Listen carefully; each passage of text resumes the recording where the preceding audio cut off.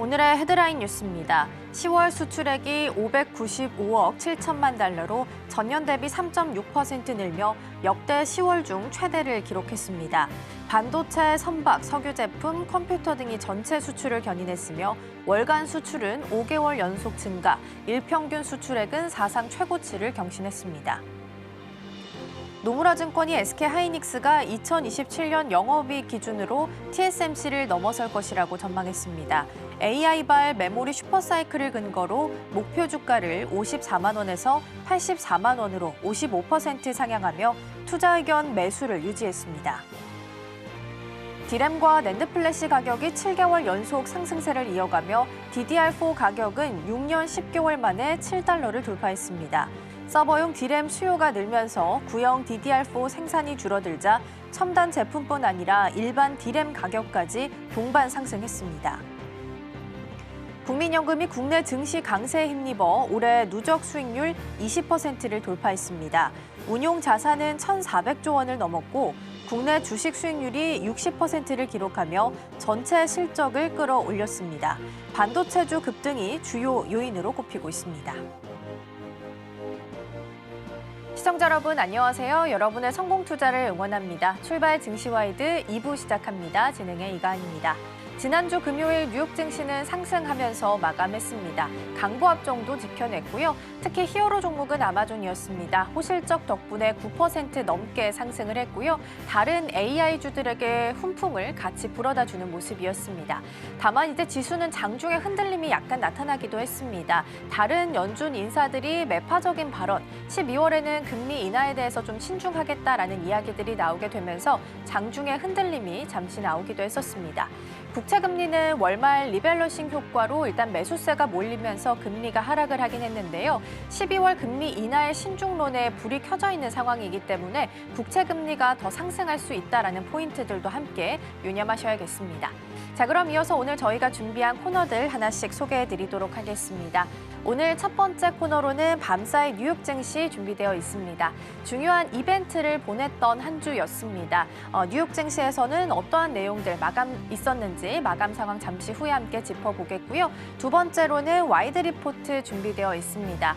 관세가 이제 15%로 정리가 되면서 현대차, 기아 같은 자동차주들이 주목을 받았습니다. 특히 현대차 같은 경우에는 엔비디아 효과까지 더해지게 되면서 투자 매력도가 더 높아지고 있는데요. 잠시 후에 짚어보겠고요. 세 번째로는 이 시각 서울경제 준비되어 있습니다. 치킨 회동 이후에 젠슨왕 CEO와 그리고 이재용 회장의 협력에 대한 기대감도 높아지고 있습니다. 뉴스 잠시 후에 함께 만나보시죠. 자, 그럼 출발 증시와이드 2부 본격적으로 시작해 보도록 하겠습니다.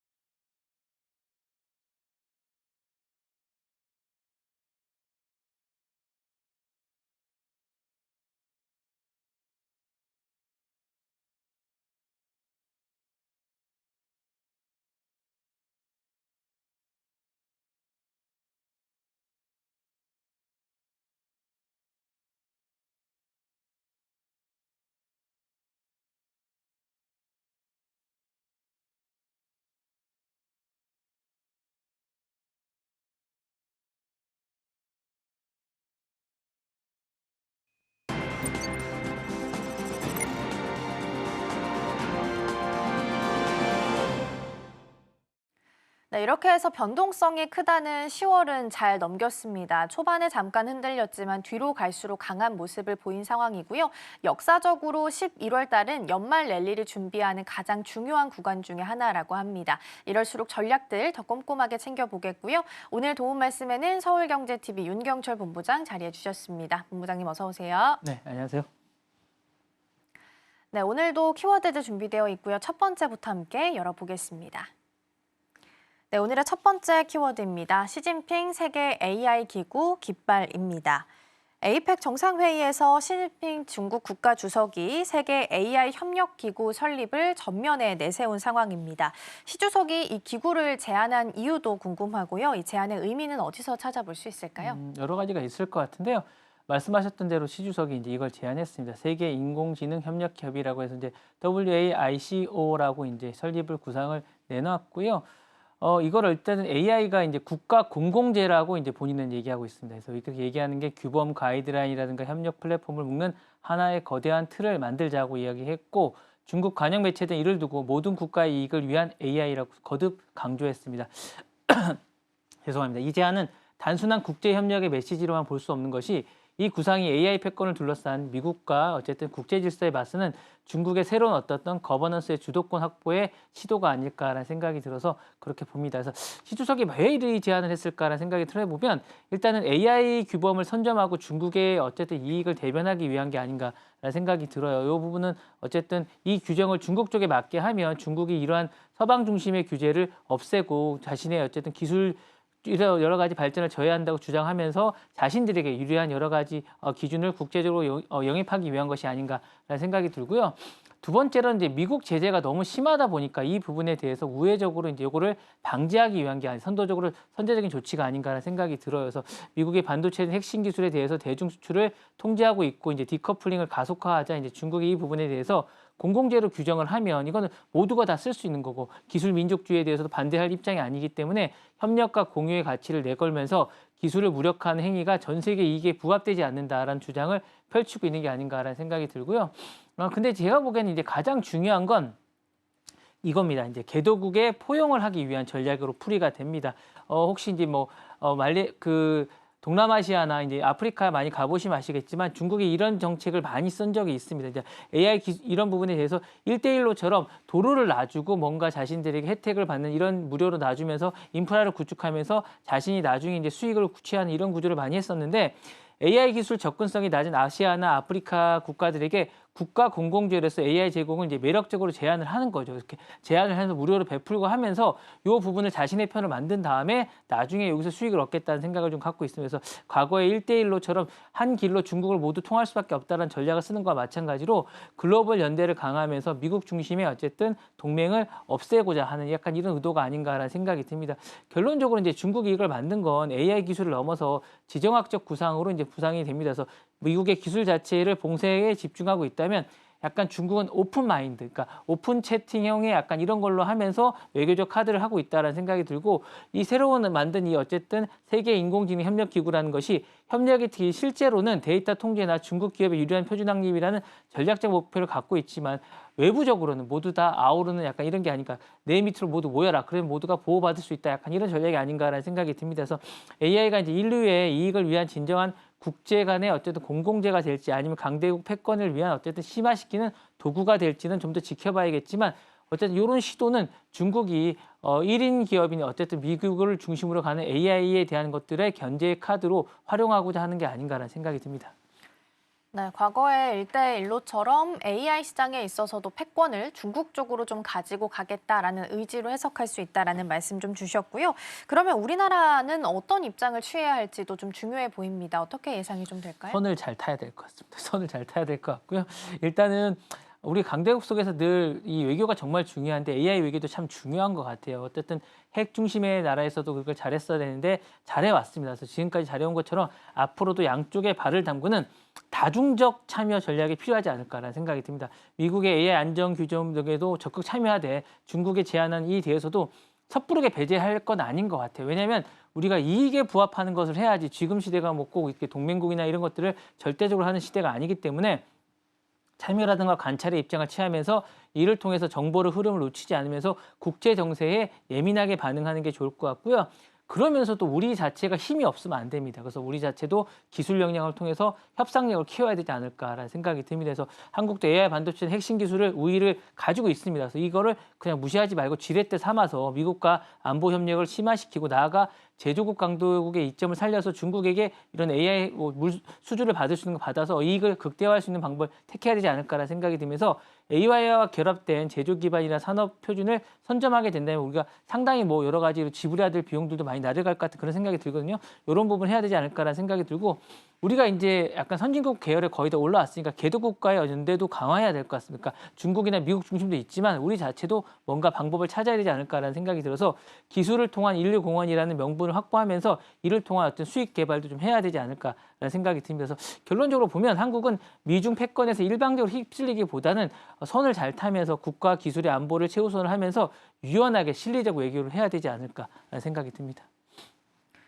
네, 휩쓸리지 않고 유연한 대처가 필요하겠다라는 말씀 주셨고요. 특히나 중국으로부터 수주를 좀 따내서 이익을 극대화시키는 전략도 필요하다라고 조언 주셨습니다. 첫 번째 키워드까지 만나봤고요. 두 번째로 넘어가 보시죠. 네, 오늘의 두 번째 키워드입니다. 2조 8,600억 빅딜 스페이스X이고요. 머스크가 이끄는 우주 기업이죠. 스페이스X가 골든돔을 지원하는 위성 계약을 수주할 예정이라는 월스트리트 저널의 보도가 있었습니다. 규모가 한 20억 달러 규모로 예상이 좀 되고 있는 상황인데요. 뉴스 먼저 확인해 볼까요?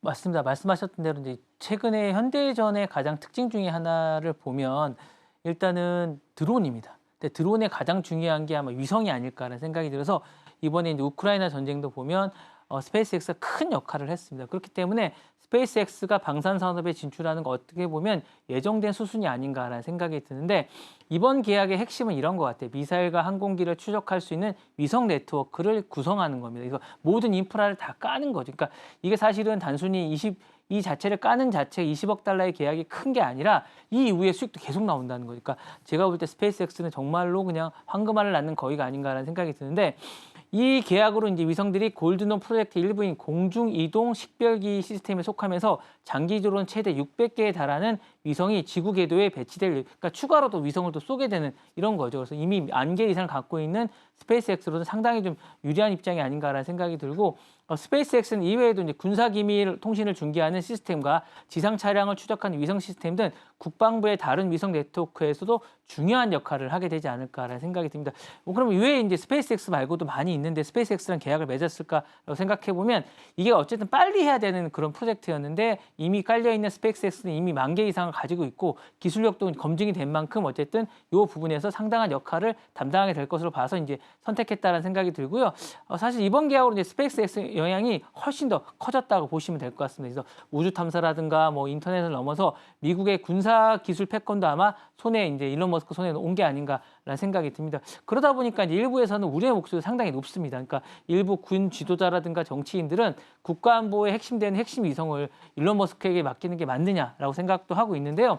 국가안보 핵심 인프라가 이 부분에 놓이는 것에서 우려가 있지만 사실은 또 다른 기업들도 기회도 박탈되는 거 아니에요. 왜 스페이스X만 주느냐라는 이야기도 많이 나오고 있는데 그렇지만 궁극적으로는 미국에 어떻게 하는 게 이익이 되냐로 이제 선택을 하게 되면 아마 스페이스X에서 하는 게 맞다고 생각하고 있고 이런 데 지지를 받고 있는 것 같습니다. 어쨌든 스페이스X의 골든돔 계약은 단순한 AI 기업 이런 것들이 아니라 이제 기술이나 군사 이런 것들도 이제 민간 기업에 가는 되는 그런 시대가 아닌가라는 생각이 들고 민간 기업이 국가안보 핵심 영역까지 진출하는 새로운 흐름 속에서 우리도 이 부분에 대해서 좀 고민을 해야 되지 않을까라는 생각이 듭니다. 네, 머스크가 또 정부 인사로 일한 바가 있었기 때문에 사적 이익 취득에 대한 논란이 좀 있을 수밖에 없는 것 같고요. 특히나 이제 미국 국방부 쪽에서는 논평을 거부했다라는 부분도 함께 보셔야겠습니다. 자, 그럼 골든돔 프로젝트의 위성 개발 계약은 구체적으로 어떤 역할을 앞으로 하게 되는 걸까요? 미사일 추적이 가게 되면 이런 것들에 대해서 게임 체인저 역할을 많이 하게 될 것 같은데, 그러니까 공중이동 식별기라고 해서 이제 이게 궤도를 조기에 탐지하고 추적하는 겁니다. 미사일을 항공기 우주 궤도. 그러니까 미국에서 쏘는 우주선뿐만 아니라 오는 것까지 방어돔을 하는 거죠. 그러니까 골든돔이라는 게 사실 방어망이거든요. 이 부분에 상당한 역할을 하게 될 것 같고 기존에 이제 레이더가 했던 역할을 대신한다고 보시면 될 것 같습니다. 레이더라는 게 사실은 사각지대가 많습니다. 그리고 이제 첨단 기술이 발달되면서 식별이 안 되는 게 상당히 많았는데 이 부분을 배치함으로써 이제 북한이나 중국의 대륙간 탄도가 ICBM이 상당히 겁을 내고 있는데 이걸 즉각 감지하고 이 부분을 추적할 수 있게 되고 미사일의 어쨌든 방어 대응 시간을 획기적으로 단축시키지 않을까라는 생각이 듭니다. 그래서 게임 체인저 역할을 분명히 하게 될 것 같고 이 위성을 이용해서 군사 기밀을 통제하는 밀렛이라고 있습니다. 그래서 이것과 함께 시스템과 어쨌든 지상 차량을 추적하는 시스템도 구축하면서 사실상 어쨌든 큰 역할을 하게 될 것 같은 생각이 들고요. 문제는 이제 이게 이제 독점이라는 게 약간 문제가 될 것 같은데 어쨌든 이 부분에 대해서 어쨌든 향후에 이 부분의 논란을 어떻게 잠재웠느냐가 관건이 아닐까라는 생각이 듭니다. 네, 스페이스X의 위성 계약과 관련된 키워드 살펴봤고요. 마지막으로 넘어가 보도록 하겠습니다. 네, 오늘의 마지막 키워드입니다. 더 어려운 시민권이고요. 미국 시민권 획득하기가 앞으로 더 어려워질 전망입니다. 시민권 시험의 문항 수랑 출제 범위가 지난 10월 중순부터 더 늘어났습니다. 그러니까 공부해야 되는 범위가 이전보다 훨씬 더 많이 늘어났다라고 볼 수 있을 텐데요. 이렇게까지 시험이 바뀐 이유는 뭘까요? 혹시 이관 아나운서는 이제 이민 간 세대 부모들이 가장 큰 어려움이 뭔지 아세요? 애들을 언어가 가르칠 때, 아닐까요? 예? 언어가 아닐까요? 언어겠죠. 그러니까 언어 중에서도 이제 보면 역사 숙제를 해오라 그럴 때 가장 힘들다고 합니다. 그러니까 아이들이 학교에서 이제 다니다가 역사 숙제 같은 걸 이제 가르쳐 줘야 되잖아요. 다른 뭐 수학이라든가 뭐 다른 것들은 가르쳐 줄 수 있습니다. 그렇지만 역사 숙제는 정말 가르쳐 줄 수가 없다고 합니다. 그래서 이런 것처럼 이민자들이 이제 시험을 볼 때 가장 힘든 건 이런 것 같아요. 역사 부분이 아주 어렵게 나오거나 문항수가 늘어나는 부분이 상당히 어려운데 이게 이제 현실화되고 있으니까 이번 달부터 이제 시행되고 있는데 뉴욕타임즈에 딴 거 따르면 이런 겁니다. 미국 국토안보부 연방이민국의 기하 시험의 문항수가 100문제에서 128문제로 늘어났고요. 그리고 질적으로도 훨씬 더 깊게 들어갑니다. 그래서 상당히 어렵지 않을까라는 생각이 들고 특히 이제 심화된 부분에 이런 게 있는 것 같아요. 미국의 역사와 건국 원리를 다뤄야 됩니다. 그래서 미국의 헌법 형성사에서 중요한 역할을 했던 연방주의자 논집이라는 게 있습니다. 이런 것까지 시험을 보게 되기 때문에 거의 뭐 미국 공무원 수준의 시험을 봐야 되지 않을까라는 생각이 들 정도로 상당히 어려울 것 같은데 그렇다면 왜 이렇게 어렵게 시험을 보느냐 트럼프 일기 때. 그러니까 이게 일기 때의 학습 효과입니다. 그래서 그 전에 시험 보던 건 2008년도 판이고 지금 시험 보는 2020년도 판인데 그 전에 이제 2020년도에 이제 트럼프 행정부 때, 일기 행정부 때 시험을 봤을 때 이게 효과가 좀 있었던 거예요. 그러니까 이민자들이 줄어드는 효과가 좀 있어서 이런 것들을 이번에 또 하면 또 줄어들지 않을까라는 학습 효과가 있고 두 번째로는 제가 늘 말씀드리지만 내년 중간 선거는 지지층이 어쨌든 결집을 하는 겁니다.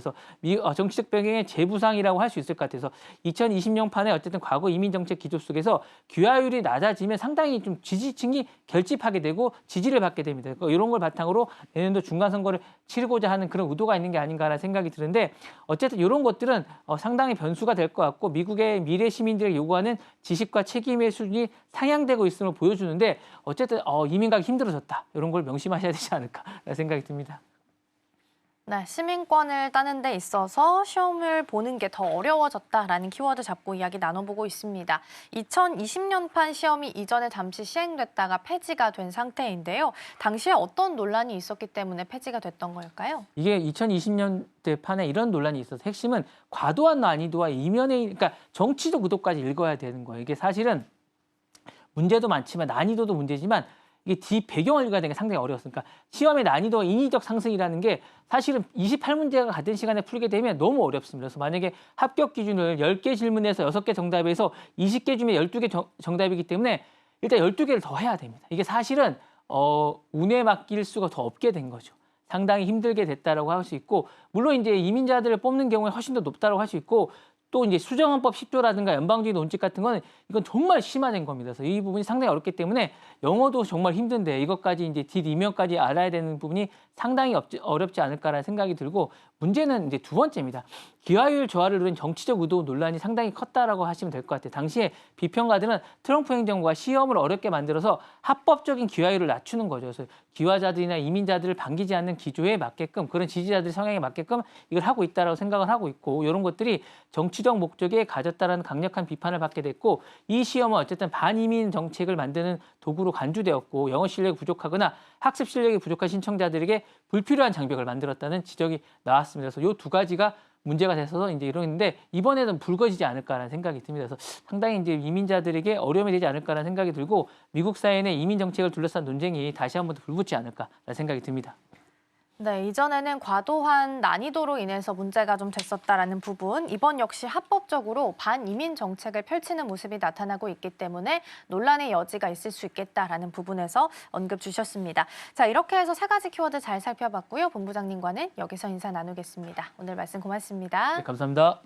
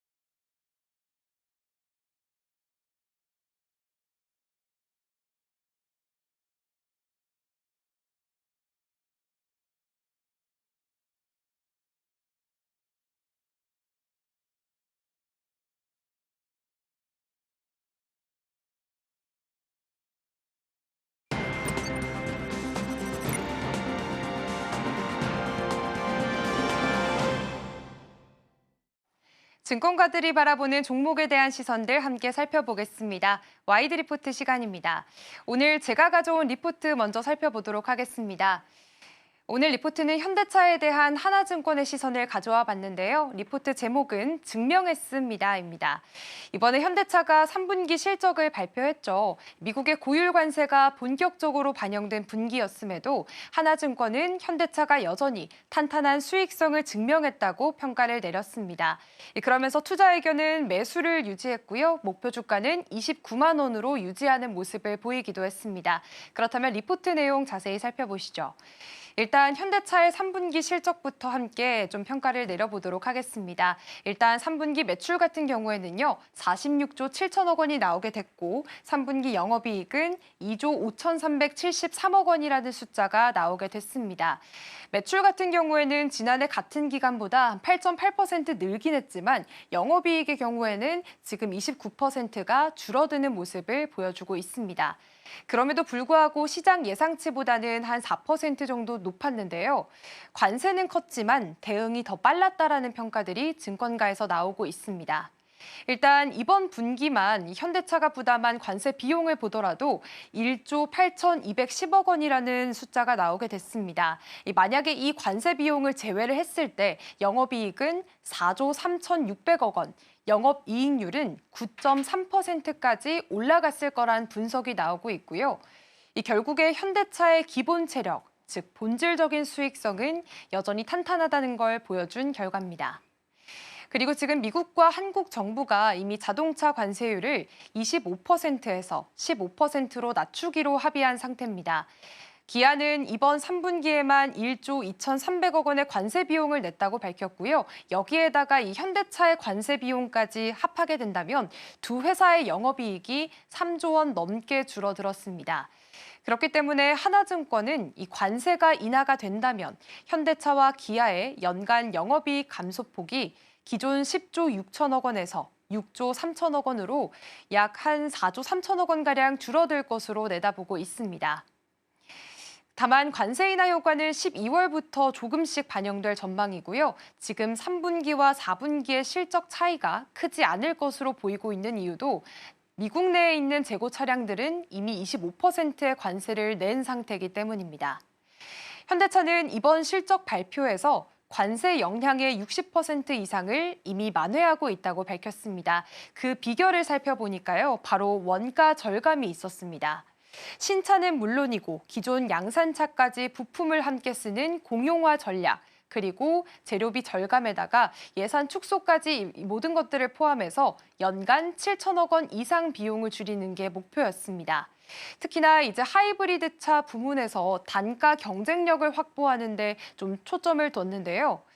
수요가 빠르게 늘고 있는 이런 하이브리드 모델의 원가 구조를 효율화하게 된다면 관세 부담을 줄일 수 있을 뿐만 아니라 또 전기차 전환기에도 안정적인 수익을 유지할 수가 있기 때문입니다.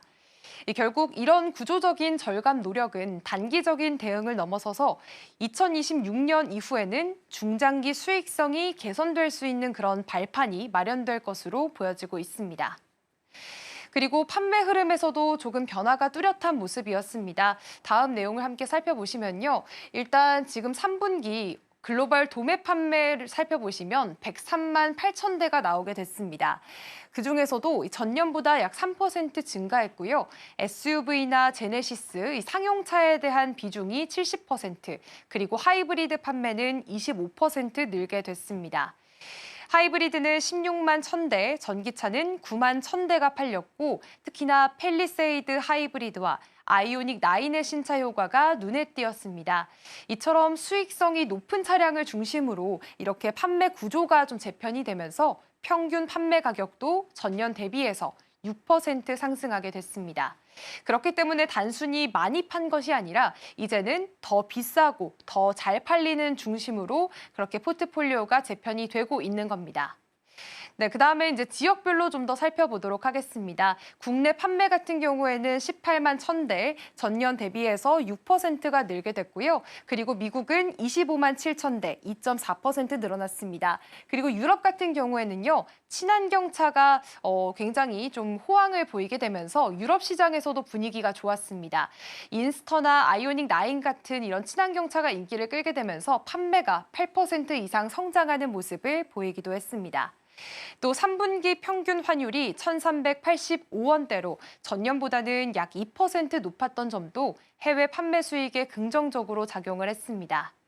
그리고 이 현대차 같은 경우에는 이번에도 총 주주 환원율을 35%로 유지했습니다. 3분기 배당금은 보통주와 우선주 모두 주당 2,500원으로 작년보다 25% 정도 늘어난 수준이고요. 또 향후 3년간 4조 원 규모의 자사주 매입과 소각 계획도 이어나갈 예정입니다. 하나증권은 이런 주주 환원 정책이 중장기적으로는 주당 순이익을 높이는 데 도움이 될 것으로 내다보고 있습니다. 하지만 물론 남은 과제도 있습니다. 이번 분기에는요, 현대차가 관세뿐만이 아니라 지금 판매 보증비와 마케팅 비용이 늘어나게 됐습니다. 판매 관리비가 전년보다 17% 증가하게 된 건데요. 그리고 또 지금 주요 시장에서 인센티브가 확대되고 있다는 점도 일부 부담으로 작용을 하고 있습니다. 특히나 미국 시장에서는 경쟁이 치열해지다 보니까 평균 인센티브가 전년보다 2,100억 원가량 더 늘어나는 모습이었습니다. 여기에다가 분기 말 환율 급등도 손익에 부정적인 영향을 줬습니다. 환율이 오르게 된다면 수출에는 유리하지만 판매 보증 충당금 등 비용 계산에서는 손실로 반영이 되기 때문입니다. 그래서 현대차는 관세 인하 이후의 전략들도 구체적으로 내놨는데요. 우선 먼저 하이브리드와 제네시스 비중을 더 늘리고 그리고 미국 내 생산 비중도 점차적으로 확대를 하겠다는 계획을 내세웠습니다. 그리고 특히나 이런 모습들을 봤을 때 SK와 LG 배터리 합작 공장에 대해서도 조금 더 이게 진전이 된다면 수익성을 개선할 수 있지 않을까 하는 이야기들이 계속해서 나오고 있는 상황입니다. 결국에 지금 현대차 같은 경우에는 여러 가지 과제들이 남아있는 상황이고요. 그거에 따른 전략들도 제시가 되어 있는 상황입니다.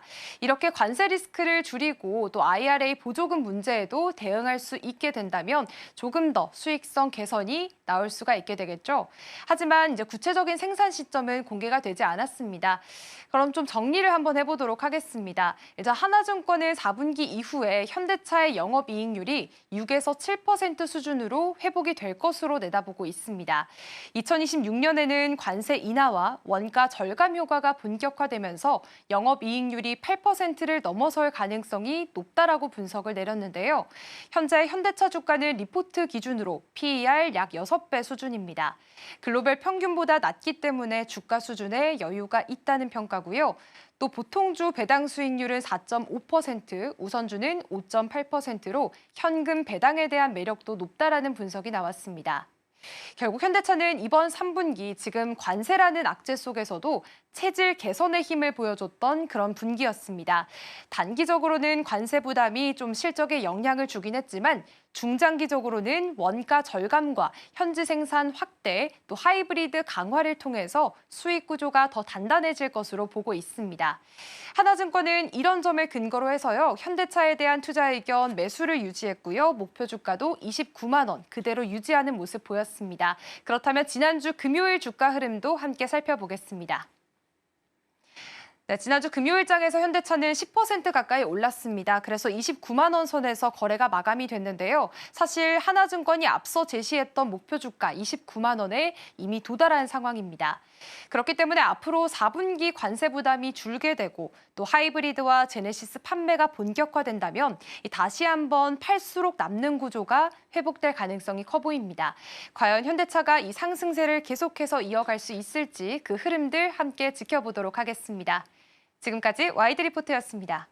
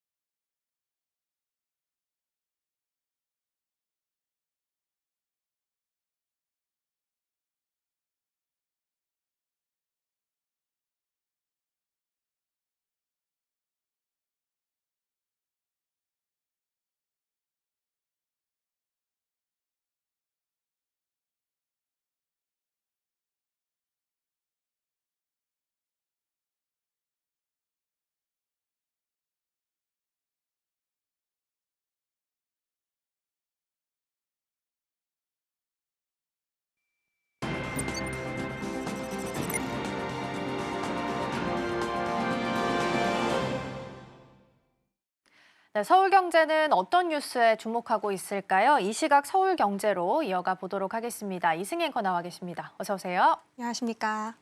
네, 오늘부터 처음으로도 준비된 코너이기 때문에 잘 부탁드리겠습니다. 네, 저도. 네, 준비되어 있는 세 가지 키워드 먼저 함께 확인해 보겠습니다.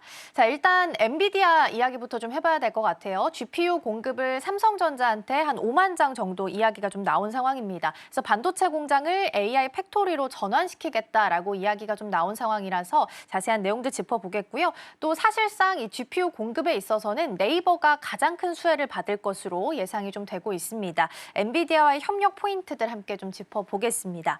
유한양행하면 또 렉나자를 빼놓을 수가 없죠. 지금 누적으로 쌓여있는 마일스톤이 1억 달러를 돌파를 좀 시켰다고 하고요. 추가적으로 리브리반트랑 같이 있었던 병용요법까지 더해지게 된다면 더 높아질 가능성이 지금 있는 상황입니다. 자세한 내용들 잠시 후에 좀 짚어보겠습니다.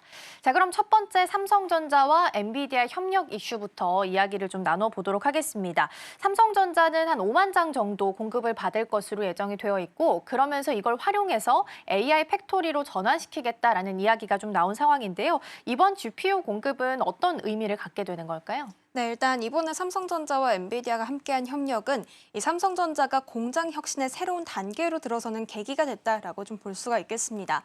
엔비디아는 이번에 한국 정부와 주요 기업들과 손을 잡고 한국을 아시아 태평양의 AI 수도로 만들겠다라는 비전을 내놓게 됐는데요. 그 일환으로 삼성전자에게 약 5만 장 규모의 GPU를 공급하기로 했습니다. 삼성은 엔비디아의 GPU를 활용해서 자사 생산 시스템을 완전히 새로 설계할 수 있게 됐습니다. 결국 GPU를 기반으로 공장 전체를 AI가 스스로 판단하고 운영하는 AI 팩토리로 바뀌는 건데요.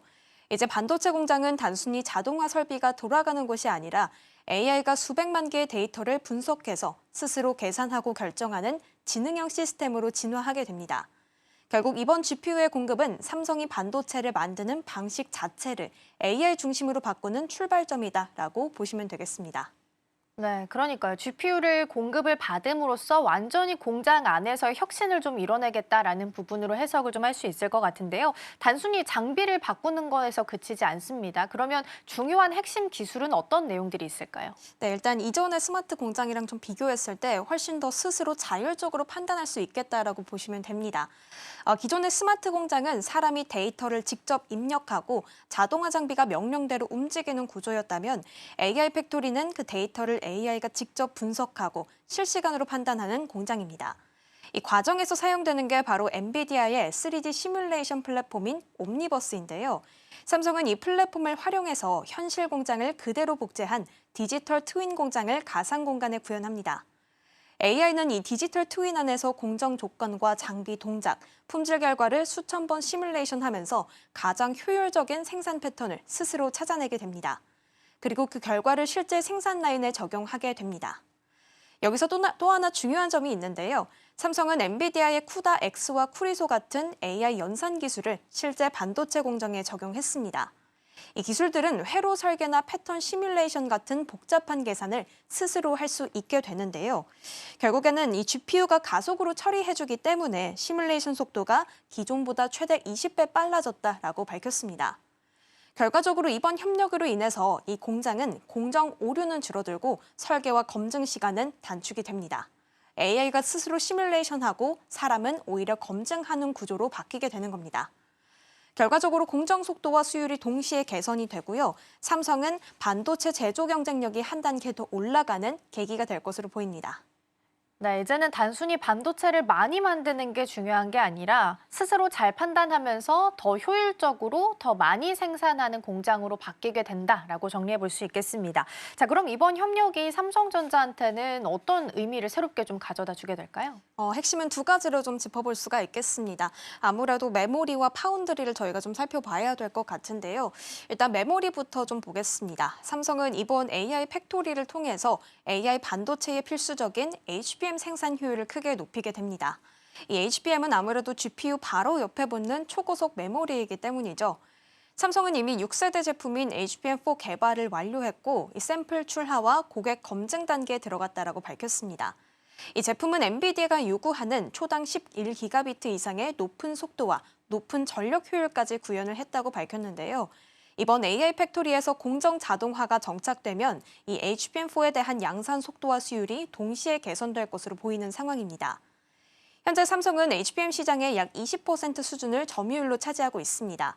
하지만 AI 팩토리 전환이 된다면 양산 속도와 품질이 안정화되게 되고요. 결국 내년까지 점유율이 30% 안팎까지 올라갈 것이다라는 전망이 나오고 있습니다. 그리고 엔비디아가 GPU 생산을 확대하게 된다면 당연히 HBM에 대한 수요도 늘어날 수밖에 없겠죠. 결국 삼성은 엔비디아 생태계 안에서 GPU와 HBM이 맞물려 돌아가는 성장 구조를 확보하게 되는 겁니다. 파운드리도 살펴봐야겠습니다. 이 AI 시뮬레이션 기반 공정 제어가 본격적으로 가동이 되면 삼성은 미세 공정 수율을 빠르게 끌어올릴 수 있습니다. 결국 이 부분은 고객 신뢰도와 수주 경쟁력 강화로 이어지게 되는데요.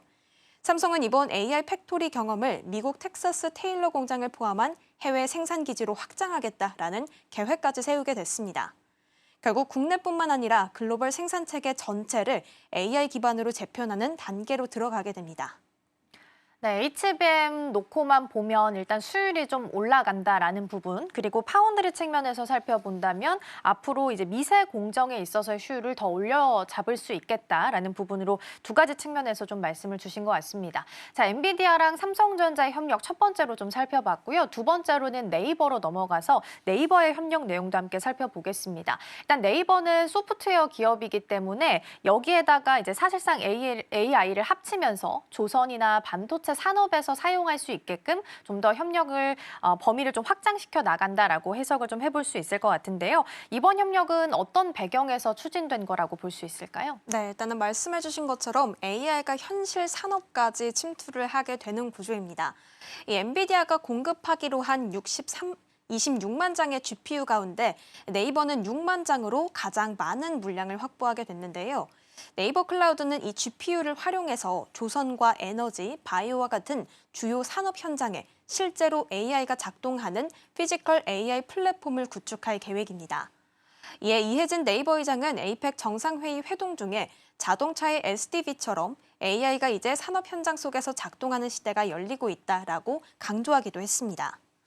결국 이번 협력은 단순한 기술 제휴가 아니라 한국 산업 전반을 AI 기반으로 재구성하겠다라는 국가 차원의 움직임에 네이버가 주도적으로 또 참여한 첫 신호탄이다라고 볼 수 있겠습니다. 네, 이번 협력에서 이야기했던 피지컬 AI 플랫폼, 이건 도대체 어떤 기술로 어떻게 구현이 되는 건지도 좀 짚어볼까요? 일단 핵심은 가상에서 먼저 돌리고 현실에 대입을 한다라는 구조로 좀 설명할 수가 있겠습니다. 네이버와 엔비디아는 각자 가진 기술을 이 안에 결합하게 되는데요. 엔비디아 같은 경우에는 옴니버스와 아이작심, 3D 시뮬레이션이라는 기술입니다. 여기에 더해서 로보틱스 플랫폼까지 갖추고 있습니다. 반면 네이버는 디지털 트윈과 로봇 클라우드인 아크, 웹 기반 로봇 운영 체제도 갖추고 있는데요. 아크마인드라는 기술을 가지고 있습니다. 이 두 회사는 조선소나 발전소 같은 실제 산업 현장을 가상 공간에 정밀하게 복제한 뒤 그 안에서 로봇의 동선, 장비 배치나 안전 시나리오를 수천 번 시뮬레이션하게 됩니다. AI가 여기서 얻은 최적의 해법을 현장 로봇과 시스템에 그대로 적용해서 생산 효율을 높이게 되고요. 사고 위험은 줄이는 구조를 갖추게 됩니다. 여기서 또 하나 중요한 점은 이 모든 로봇의 두뇌가 클라우드에 존재한다는 겁니다. 로봇 안에 대형 칩을 넣는 대신에 5G 특화망을 통해서 네이버의 클라우드 두뇌와 초저 지연으로 연결합니다. 그래서 작은 로봇이더라도 카메라와 모터만 있으면 클라우드 AI를 실시간으로 이용할 수 있는 환경이 마련될 것으로 보입니다. 결국 이번 플랫폼은 산업 현장용 피지컬 AI와 생활 서비스형 로봇 AI 이 두 축을 준비하고 있다라고 볼 수가 있겠습니다. 네, 네이버와의 협력을 한마디로 정리하면 가상에서 먼저 돌리고 현실로 옮긴다라는 부분으로 정리를 좀 할 수 있을 것 같고요. 이번 협력이 네이버의 사업과 시장에서는 어떤 영향을 주는지도 함께 살펴보도록 하겠습니다. 일단은 이번 협력은 좀 네이버에게 세 가지의 의미를 준다라고 좀 정리를 해볼 수가 있겠습니다. 일단 첫 번째로는 산업 AI 플랫폼 기업으로의 확장인데요. 기존의 네이버 같은 경우에는 검색이나 쇼핑 같은 소비자 중심의 AI에 좀 집중을 했다면 이제는 조선과 에너지, 바이오 같은 B2B 산업 현장용 AI로까지 축을 같이 함께하게 됐습니다. 엔비디아와 함께 구축하는 피지컬 AI 플랫폼이 국내 제조업의 생산성과 안전성을 동시에 높이는 역할을 하게 될 것으로 보입니다. 다음으로는 클라우드 경쟁력도 강화될 텐데요. 네이버 클라우드는 국내 유일의 엔비디아 클라우드 파트너입니다. 결국 이번에 확보한 GPU 6만 장은 춘천과 세종 데이터 센터 확장에 투입이 되는데요. 여기서 세종 데이터는 특히 AI 학습과 추론이 동시에 가능한 고밀도 GPU 연산 공간으로 설계됩니다. 결국 네이버는 한국 내 AI 인프라 허브로 자리매김하게 되는 계기가 됩니다. 마지막으로는 투자자 신뢰 회복까지 이루어질 수 있습니다. 이번에 네이버가 또 소버린 2.0을 발표하게 된 만큼 기존의 정부가 추진 중인 소버린 AI 전략과 맞물려서 국내 산업 AI 생태계의 주도권을 네이버가 확보할 가능성도 큽니다. 기존의 소버린 AI 1.0 같은 경우에는요, 언어나 데이터 주권에 좀 초점이 맞춰져 있다면 이번 2.0 버전은 이를 국가 주력 산업으로 확장을 해서 기술 주권을 현실 산업에 이식하려는 방향입니다. 결국 여러 가지 모멘텀들이 네이버 안에서 힘을 받을 것으로 보입니다. 네, 네이버 같은 경우에는 엔비디아가 이제 GPU를 민간 부분에 21만 장, 그리고 공공 부문에 5만 장을 주게 되는데 민간 부분에서는 6만 장을 받게 되고 또 네이버는 국가랑 같이 하는 이 주도 사업에도 포함이 되어 있는 기업이기 때문에 사실상 모든 기업을 통틀어서 네이버가 가장 큰 수혜를 받을 거다라는 이야기가 나오고 있습니다. 산업형 AI 생태계를 새롭게 열어갈 수 있을지 함께 체크해 보시면 좋겠고요. 세 번째 내용으로 넘어가 보겠습니다. 유한양행하면 랭라자를 빼놓을 수가 없습니다. 우리가 그동안 받았던 마일스톤에 대한 기대감이 있는 상황 속에서 리브리반트까지 더해지게 되면 추가로 받는 마일스톤이 있기 때문에 이에 대한 기대감이 좀 높아질 수밖에 없거든요. 그러면 랭라자가 진짜 글로벌 항암제로서 좀 자리매김을 하게 된 걸까요? 네, 맞습니다. 사실 기존에서 계속 나왔던 소식들로 인해서 이제는 국산 항암제가 글로벌 시장의 중심 무대에 본격적으로 올라섰다라는 신호들을 계속해서 시장에 주고 있는데요. 이 유한양행 같은 경우에는 존슨앤존슨 계열인 얀센 바이오테크에 기술 수출한 신약 랭라자를 통해서 단계별 기술료를 받아왔습니다. 작년에는 미국 상업화로 6천만 달러 정도 받았고요. 올해 5월에는 일본 상업화로 1,500만 달러, 그리고 이번에는 중국 시장 진출까지 해서 4,500만 달러를 추가적으로 확보를 했습니다. 결국 지금까지 받은 누적 기술료는 약 1억 2천만 달러로 우리 돈으로는 약 1,700억 원이 넘습니다. 그리고 남은 마일스톤 최대 한도는 9억 달러라고 합니다. 결국 미국과 일본, 중국이라는 글로벌 3대 시장을 모두 확보했다라는 점이 가장 중요합니다. 이 랭라자는 단순한 국산 신약이 아니라 이 글로벌 스탠다드 치료제로 자리매김했다라는 점에서 첫 한국 항암제로 반열에 올라섰다라는 평가들이 나오고 있습니다. 그러게요. 한국 항암제인데 글로벌 시장 안에서 완전히 자리매김을 한 분위기가 나타나고 있기 때문에 주목도가 좀 높을 수밖에 없습니다. 자, 그럼 이제 실적도 좀 보겠습니다. 존슨앤존스의 3분기 보고서를 보면 이 병용요법에 대한 매출이 전년 대비해서 2배 이상 늘었다라고 합니다. 자, 그러면 반응이 굉장히 좋다라고 판단해 볼 수 있을 텐데 이 약이 시장 안에서 이렇게까지 빨리 인기를 얻게 된 이유는 어디서 볼 수 있을까요? 일단 두 가지로 좀 자리 잡을 수 있겠습니다. 편의성도 갖췄고요. 효과 자체만으로도 좋다라는 평가들을 받았기 때문입니다. 이 존슨앤존슨의 3분기 실적을 좀 살펴보자면 리브리반트와 랭라자 병용요법 매출이 1억 9,800만 달러로 우리 돈으로 약 2,800억 원을 기록했습니다. 작년 같은 기간 대비했을 때 122%나 증가했고요. 올해 누적 매출도 5억 달러를 넘어섰다고 합니다. 사실 임상 결과만 보더라도 그 이유가 분명합니다. 이 병용요법을 쓴 환자의 3년 생존율이 60%, 기존 약보다 훨씬 더 높았고요. 평균 생존 기간도 1년 이상 더 길었습니다. 결국 환자가 더 오래 그리고 안정적으로 치료 효과를 볼 수 있다는 점에서 시장의 평가가 긍정적으로 이어지고 있습니다. 여기에 피하 주사 제형이 승인된 것도 사실 큰 변화입니다. 기존에는 정맥 주사 형태였는데요. 6시간 이상 소요됐습니다. 하지만 이제는 5분 내외면 투여가 끝나는 상황입니다. 결국 환자의 부담도 줄고 병원 운영 효율까지 높아질 수 있는 장점들이 계속 맞물리는 겁니다. 이러한 요소들이 계속해서 나오면서 미국과 유럽 그리고 일본, 중국까지 처방이 계속해서 글로벌적으로 확대가 되고 있고요. 차세대 치료제로서도 자리 잡고 있는 모습들을 확인해 볼 수가 있습니다. 네, 일단 피하 주사 제형으로 바뀌게 되면서 편의성을 얻게 됐고, 그런데 약이기 때문에 가장 중요한 건 또 효과죠. 효과적인 측면에서도 병용요법에서 더 큰 효과를 좀 얻고 있다라는 부분이 주목을 받고 있습니다. 자, 그럼 투자자 입장에서는 투자를 하려면 앞으로 미래의 가능성에 좀 점쳐볼 수밖에 없잖아요. 일단 앞으로 렉나자 이후에 어떤 다음 단계를 준비하고 있을지도 궁금하실 것 같거든요. 네, 일단 핵심은 렉나자가 이 수익을 바탕으로 연구 개발에 다시 들어가서 쓴다라는 구조를 앞으로 펼치게 된다라고 보시면 되겠습니다. 지금까지 받은 기술료는 약 1억 2천만 달러였죠. 앞으로 국가별 허가까지 늘어진다면 최대 9억 달러까지 받을 수 있게 되는 상황입니다. 결국 국가별 허가와 매출 단계마다 꾸준히 수익 구조가 이어지는 형태다라고 보시면 되겠는데요. 여기에 로열티도 있습니다. 렉나자 매출의 약 10% 이상을 꾸준히 받게 되기 때문에 매출이 커질수록 결국엔 현금 흐름까지 안정적으로 갖추게 됩니다. 이완양행은 이러한 수익들을 신약 개발에 재투자하고 있습니다. 지난 5년간에는 1조 원 넘게 연구개발비를 썼고요. 앞으로의 기존 신약 개발 투입 비중을 매출의 20%까지 확대하겠다라는 계획을 밝혔습니다. 이미 알레르기 치료제나 면역 항암제, 희귀 질환 치료제 같은 후속 신약들도 글로벌 임상을 준비하고 있는데요.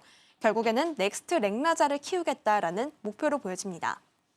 결국 유한영행은 단일 신약의 성공을 넘어서 글로벌 신약을 지속적으로 만드는 회사로 성장 중이다라고 볼 수 있겠습니다.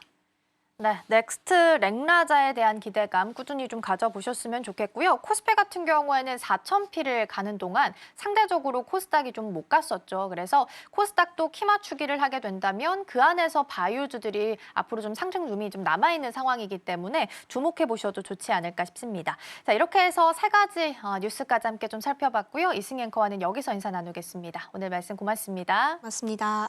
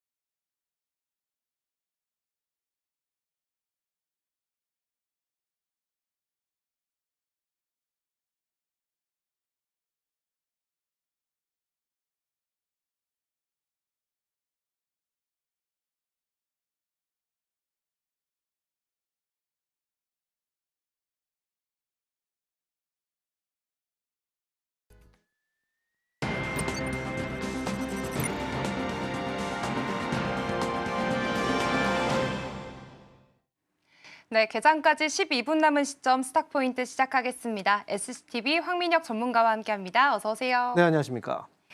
네, 일단 지난주 뉴욕 증시 마감 상황부터 먼저 짚어보도록 하겠습니다. 일단 3대 지수는 모두 상승으로 마감을 했고요. 애플과 아마존이 호실적을 거두게 되면서 기술주 중심으로 투자 심리가 회복이 되는 모습을 보였습니다. 그 전날 하락세를 보였던 지수들이 다시 반등에 성공해주는 모습이었는데요. 다만 연준 위원들이 잇따라 매파적인 발언을 쏟아내게 되면서 12월 금리 인하에 대한 기대감이 옅어졌고요. 지수 상승에는 제한으로 작용을 했습니다. 그렇다면 오늘 국내 증시도 어떻게 출발할지 함께 전략을 세워보도록 할 텐데요. 일단 지난주 슈퍼위크를 무사히 마무리했던 우리 국내 증시였습니다. 에이펙 정상회의가 그래도 잘 마무리됐고요. 한미 정상회담에서는 관세 협상을 타결로 이끌어내면서 불확실성을 해소하는 모습이었습니다.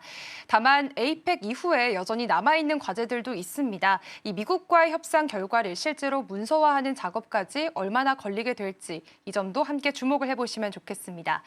그런데 이제 에이펙 일정이 모두 끝났기 때문에 재료가 좀 소멸이 됐단 말이죠. 코스피가 지난주 금요일장에서는 4,100선을 또 넘기면서 마감을 했고 이 시장 분위기가 좋긴 하지만 단기 급등에 따른 부담감도 좀 있을 것 같습니다. 전문가님 오늘 시장 분위기 어떻게 예상을 해보면 좋을까요? 네, 최근 시장이 좀 거침없이 올라오고 있거든요. 그런데 대부분 사실 많은 분들이 시장은 올라가지만 약간 좀 허탈해 하시는 분들 많이 있어요. 왜냐하면 일부 종목들이 시장을 끌어올리고 있기 때문에 여전히 그렇게 해서 이제 소외를 받고 계신 분들이 좀 많은 장입니다. 그만큼 지수가 올라오면서 모든 종목들이 다 올라가는 그런 이제 수급들이 완전하게 좀 퍼지는 그런 장은 아니고요. 일부 이제 종목들이 좀 강세였죠. 지난주 같은 경우에도 역시 IT 쪽이 강했고 자동차 쪽에 대한 흐름도 역시 강했습니다. 그래서 현대차의 경우에도 주가의 상승폭이 굉장히 크게 나왔고요. 그리고 삼성전자 같은 경우에도 역시 또 신고가를 경신하면서 또 계속해서 상승이 나오고 있는 그런 분위기죠.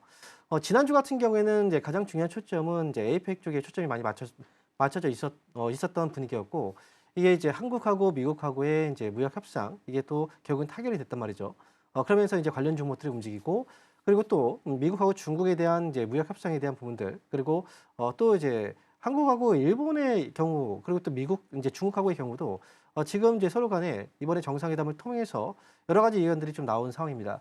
그래서 이번에는 이제 그 한미 정상회담 이후에 그리고 또 한중 그리고 한일 이런 이제 정상회담 이후에 국내 증시가 이번 주에 반영이 되는 그런 모습이 이제 상황이라고 보시면 될 것 같고요. 특히나 IT 쪽에서에 대한 재료들이 여전히 좀 끊이지 않고 있어요. AI 관련주들 역시 엔비디아발로 인해서 지금 계속해서 관심을 많이 받고 있고 자동차 같은 경우에는 이 IT 쪽이 좀 많이 올라왔기 때문에 뭔가 좀 쉬어가는 분위기인가 아닌가라고 약간 우려가 있었을 때 이 부분을 자동차 쪽에 좀 채워주면서 시장은 계속해서 떨어지지 않고 4,100포인트 위쪽에서 지난주 안착을 했습니다. 오늘 같은 경우에는 이제 장 시작 전인데요. 출발 현재 동시호가의 분위기를 봤을 때는 미국장에서의 분위기가 어쨌든 뭐 잘 상승이 나왔고 국내 증시 경우에도 오늘 상승 출발이 예상되고 있거든요. 4,100포인트 위쪽으로 오늘 현재 동시호가에서는 코스피가 0.5% 상승 출발이 예상되고 있는데 이렇게 하다 보면은 어느새 또 5,000포인트까지 눈앞에 또 두게 됩니다. 그래서 지금까지 시장 분위기는 전반적으로 이제 섹터 쪽에 집중이 돼서 종목들이 많이 움직였었는데 지금 같은 경우에는 이제는 뭔가 좀 순환매가 많이 도는 장으로 갈 수 있다는 걸 생각하셔야 됩니다. IT 쪽에서 자동차 쪽으로 조금 더 시세가 옮겨 붙었던 것처럼 지금 최근 들어서 보면 2차전지라든지 또는 이제 주목받지 못했던 섹터들이 갑자기 또 올라오고 종목들이 갑자기 밑에서 올라가는 이런 모습들이 나오고 있거든요. 그래서 여러분들께서 이제 종목들을 보실 때는 틈새 시장을 좀 많이 노려야 되는 그런 상황이라고 보시면 되고요. 그리고 외국인들의 수급이 최근에 매도가 좀 많이 나왔었는데 외국인들 매도가 이제 매수 쪽으로 좀 전환이 되긴 했습니다. 하지만 여전히 이 시장에 대해서는 많이 올라왔기 때문에 불안감을 느낄 수밖에 없는 그런 분위기라서 여러분들도 이 종목들을 매매하실 때는 지금 매수해서 길게 가져간다 이런 생각하기보다는 어느 정도 수익이 났으면 수익을 잘 챙기는 그런 전략들로 가져가셔야 되고 코스피 지수의 경우에는 어쨌든 지금은 고점에 대한 신호들이 나오지 않은 상황이기 때문에 추가적인 반등 여지가 충분히 있다. 그리고 이 안에서 또 외국인들이 다시 또 수급이 들어왔으니 어떤 업종들 위주로 또 매수를 할 것이냐 이런 것들을 잘 보시면서 대응하실 필요가 있겠습니다. 네, 사실 지난주 여러 가지 정상회담들이 열리게 되면서 여러 가지 의견들이 나온 상황이고요. 그 내용들이 이번 주 시장에 반영이 될 것으로 보여지고 있습니다. 그리고 지난주 금요일장에서 미국장에서는 상승 분위기로 이제 옮겨졌기 때문에 오늘 우리 시장도 코스피가 예상 체결 지수가 4,100포인트 선 넘어서는 4,123포인트 선에서 형성이 되고 있습니다. 또 지금은 이제 순환매가 좀 돌고 있는 장이기 때문에요. 틈새 시장을 노려보시고 또 매수해서 길게 가져가기 보다는 어느 정도 현금화하는 전략도 함께 내세워 주셨습니다. 그리고 지난주 시장을 다시 한번 짚어보면 우리 시장을 좀 흔들었던 주인공이 젠슨황 CEO였잖아요. 그래서 이 소식부터 좀 짚어보겠습니다. 엔비디아가 26만 장의 GPU를 한국에 공급하겠다고 발표를 하기도 했고 지금 삼성전자와 엔비디아의 협력이 좀 더 관계성이 짙어지는 모습을 보이고 있습니다. 실제로 금요일장에서 반도체 투탑 흐름이 엇갈리는 모습인데요. 그렇다면 삼성전자 쪽으로 좀 더 우위가 가고 있다라고 해석해봐도 괜찮을까요? 딱 그동안 제가 이 시간에 여러분한테 이제 삼성전자하고 하이닉스에 대해서 이야기를 많이 했었거든요. 과연 이제 이 두 종목이 어디까지 올라갈 수 있느냐부터 해서 과연 고점은 또 어디서 나올까? 그리고 더 갈 수 있을까? 과연 또 어디가 또 우세할까? 이런 부분에 대한 답변을 많이 드렸었는데 제가 그동안 이제 얘기했던 건 두 기업 모두 지금 이제 AI 쪽에 대한 모멘텀을 가지고 있고 그리고 상승을 하고 있고 지금 가장 강력한 모멘텀 지금까지 받았던 건 분명히 하이닉스입니다. 하이닉스는 엔비디아 쪽에서 수주를 거의 대부분 다 따냈었고 그리고 이제 삼성전자는 이 틈새 시장을 노려서 브로드컴이라든지 A&D 쪽을 이제 노렸던 거죠. 엔비디아 쪽에서는 계속해서 하이닉스 쪽에만 문을 개발했었는데 뭐 이제는 이 매출 다변화를 위해서 이 공급처를 다변화시키기 위해서 결국은 그동안 받지 않았던 이 이제 삼성전자 쪽도 이제 개방을 했단 말이죠. 이렇게 된다면 결국은 앞으로는 이제 하이닉스보다는 삼성전자, 하이닉스는 점유율을 뺏길 수밖에 없는 구도가 온 거고 삼성전자의 경우에는 점유율을 이제 조금씩 가져가는 입장이기 때문에 그래서 지금으로서는 이제 삼성전자가 그동안 올라가지 못했던 부분들이 결국 엔비디아 납품을 못했었기 때문이라면 이제는 좀 역전이 될 수 있는 그런 분위기가 분명히 있다라고 보셔야 됩니다. 그리고 이제 GPU 같은 경우에는 AI 쪽에 있어서는 가장 핵심적인 그런 이제 그 소프트웨어 그 핵심적인 거기 때문에 지금 국가적인 차원에서도 GPU를 얼마나 많이 확보를 하느냐 이걸 되게 중요하게 보고 있거든요. 엔비디아 쪽에서 이번에 공급을 그 정도 받는다라고 한다면 뭐 엄청난 물량이에요. 그래서 우리나라 AI 쪽과 관련돼서 사실 이제 그 관련 기업들이 또 있잖아요. 그 기업들도 역시 이번에 뭐 삼성전자하고 하이닉스를 포함해서도 많은 좀 관심을 가질 필요가 있다라고 생각이 들고요. 그리고 여전히 지금 엔비디아 쪽이 시세가 계속해서 살아나고 있고 AI 쪽에 대한 이런 모멘텀들이 여전히 지금 남아 있어요. 지금까지 시장을 끌어올렸던 것도 그렇고 앞으로도 역시 모멘텀이 계속 살아있다는 거죠. 그리고 AI 관련 기술을 갖고 있는 회사들의 실적도 정말 좋았거든요. 그래서 지금 같은 경우에는 AI 관련해서 엔비디아 쪽에서의 어떤 협력 관계에 있거나 또는 관련주에 있어서는 여전히 상승에 대한 시그널은 계속 나오고 있다. 이렇게 보셔야 될 것 같습니다. 네, 좋습니다. 사실 이제 공급처 다변화를 위해서 엔비디아가 삼성으로도 좀 더 협력을 확장하는 흐름들을 보여주고 있는데요. 그래서인지 오늘 장에서도 지금 프리마켓에서 삼성전자는 0.37% 상승하고 있고요. SK하이닉스는 반대로 0.7%가량 빠지는 모습도 보이고 있습니다. 그렇기 때문에 하이닉스는 점유율을 뺏길 수밖에 없는 상황이 계속해서 이어지고 있습니다. 다만 엔비디아 시세는 여전히 살아나고 있고 또 AI 모멘텀도 여전하니까요. 이 점도 지켜보시면 좋겠습니다. 그런데 SK하이닉스는 그래도 엔비디아 모멘텀 여전히 갖고 있긴 합니다. 또 노무라증권에서는 84만 원까지 목표가 상향하는 모습을 보이기도 했거든요. 또 오늘부터는 SK 서밋 행사가 AI 서밋 행사가 진행이 되기도 하는데 이런 측면에서 이런 이벤트들도 같이 있기 때문에 SK하이닉스 쪽으로는 어떤 전략 세워보면 좋을까요? 하이닉스의 입장에서 본다면 1위 자리를 굳건히 지켜야 되는 그런 상황입니다. 네. 하지만 이제 우리가 예전에 뭐 학교 다닐 때도 1등하고 2등 이제 뭐 공부 잘하는 사람들 보시면 2등보다는 1등이 더 초조해요. 네, 그래서 언제든 이제 2등한테 따라잡힐 수가 있다는 거죠. 지금 같은 경우에는 사실 반도체 시장에서 이 메모리 반도체 쪽에 특화되어 있는 이제 기업이 바로 하이닉스고 엔비디아 쪽하고 오랫동안 이제 손을 맞잡고 있었던 그런 상황입니다. 지금 같은 경우에 사실 저는 약간 우려스러운 부분은 이 노무라 증권이라든지 특정 증권사 쪽에서의 목표 주가 상향이라든지 이런 것들은 사실 좀 부담스럽습니다. 왜냐하면 이제 일반 투자자분들은 결국은 이제 뭐 기관 쪽에서 발행된 그 보고서들을 굉장히 많이 신뢰를 하거든요. 그런데 과거에도 시장에서의 종목들의 고점 부분에 있을 때 목표가 하향 보고서가 아니라 오히려 상향 보고서들이 굉장히 많이 나왔었어요. 그러니까 종목들이 대부분 잘 나갈 때 상향 보고서가 나왔고 그때가 고점이었던 적들이 많단 말이죠. 그러니까 지금 하이닉스의 주가는 눈으로 봐도 우리가 정말 많이 올라왔다라는 걸 몸소 느끼고 있거든요. 거기다 앞으로의 그 시장 구도가 좀 쉽진 않겠구나. 라는 생각도 분명히 좀 많이 하실 거예요. 그런데 이런 과정에서 SK 그 AI 서밋이라는 이런 행사가 또 개최가 되는데 여기에 행사에 또 역시 참여하게 되는 게 엔비디아의 젠슨이 또 여기 참여를 하거든요. 그래서 지금 많은 기업들의 CEO가 또 참여를 하고 이 행사를 통해서 과연 SK 하이닉스가 그들과의 만남에서 뭔가를 또 가져올 수 있느냐 그 부분도 역시 뭐 하나의 주가의 상승의 포인트라고 볼 수 있는데 제가 볼 때는 주가가 많이 올라온 이상 여기서는 이제 언제든 경계는 분명히 좀 하셔야 된다. 그리고 그동안 SK하이닉스나 삼성전자를 뭐 계속 끌고 오긴 했지만 많은 분들이 그래서 이제 수익을 낼 수 있는 그런 과정이었다면 지금 만약에 이 종목들을 접근하신다라고 한다면 장기적으로 가기엔 좀 어려워요. 이 업황에는 사이클이 존재하고 주가가 어느 정도 많이 올라갔을 때는 반드시 고점이 나오고 또 떨어지거든요. 그리고 이 고점이 이제 역사적인 고점이 아니라고 하더라도 중간에 많이 올라왔을 때는 그만큼 많이 흔들게 되어 있습니다. 그래서 이 종목들을 만약에 지금 접근한다라고 한다면 중장기적인 대응보다는 단기적인 대응이 저는 좀 필요하지 않을까 이렇게 말씀드리도록 하겠습니다. 네, 지금 노무라증권에서 목표 주가를 계속해서 상향하고 있는 점들이 좀 부담스럽긴 합니다. 하이닉스 그동안 주가가 많이 올라왔기 때문에요. 앞으로의 시장 구도가 좀 쉽지 않을 것으로 보이고요. 그동안 잘 올라왔기 때문에 이 부분에 대한 우려는 갖고 있어야 한다는 점 분명히 말씀을 해주셨습니다. 오늘 코스피 예상지수 지금 4,100포인트 선, 4,122포인트 선에서 지나가고 있는 모습입니다. 그렇다면 저희 개장하고 다시 돌아오도록 하겠습니다.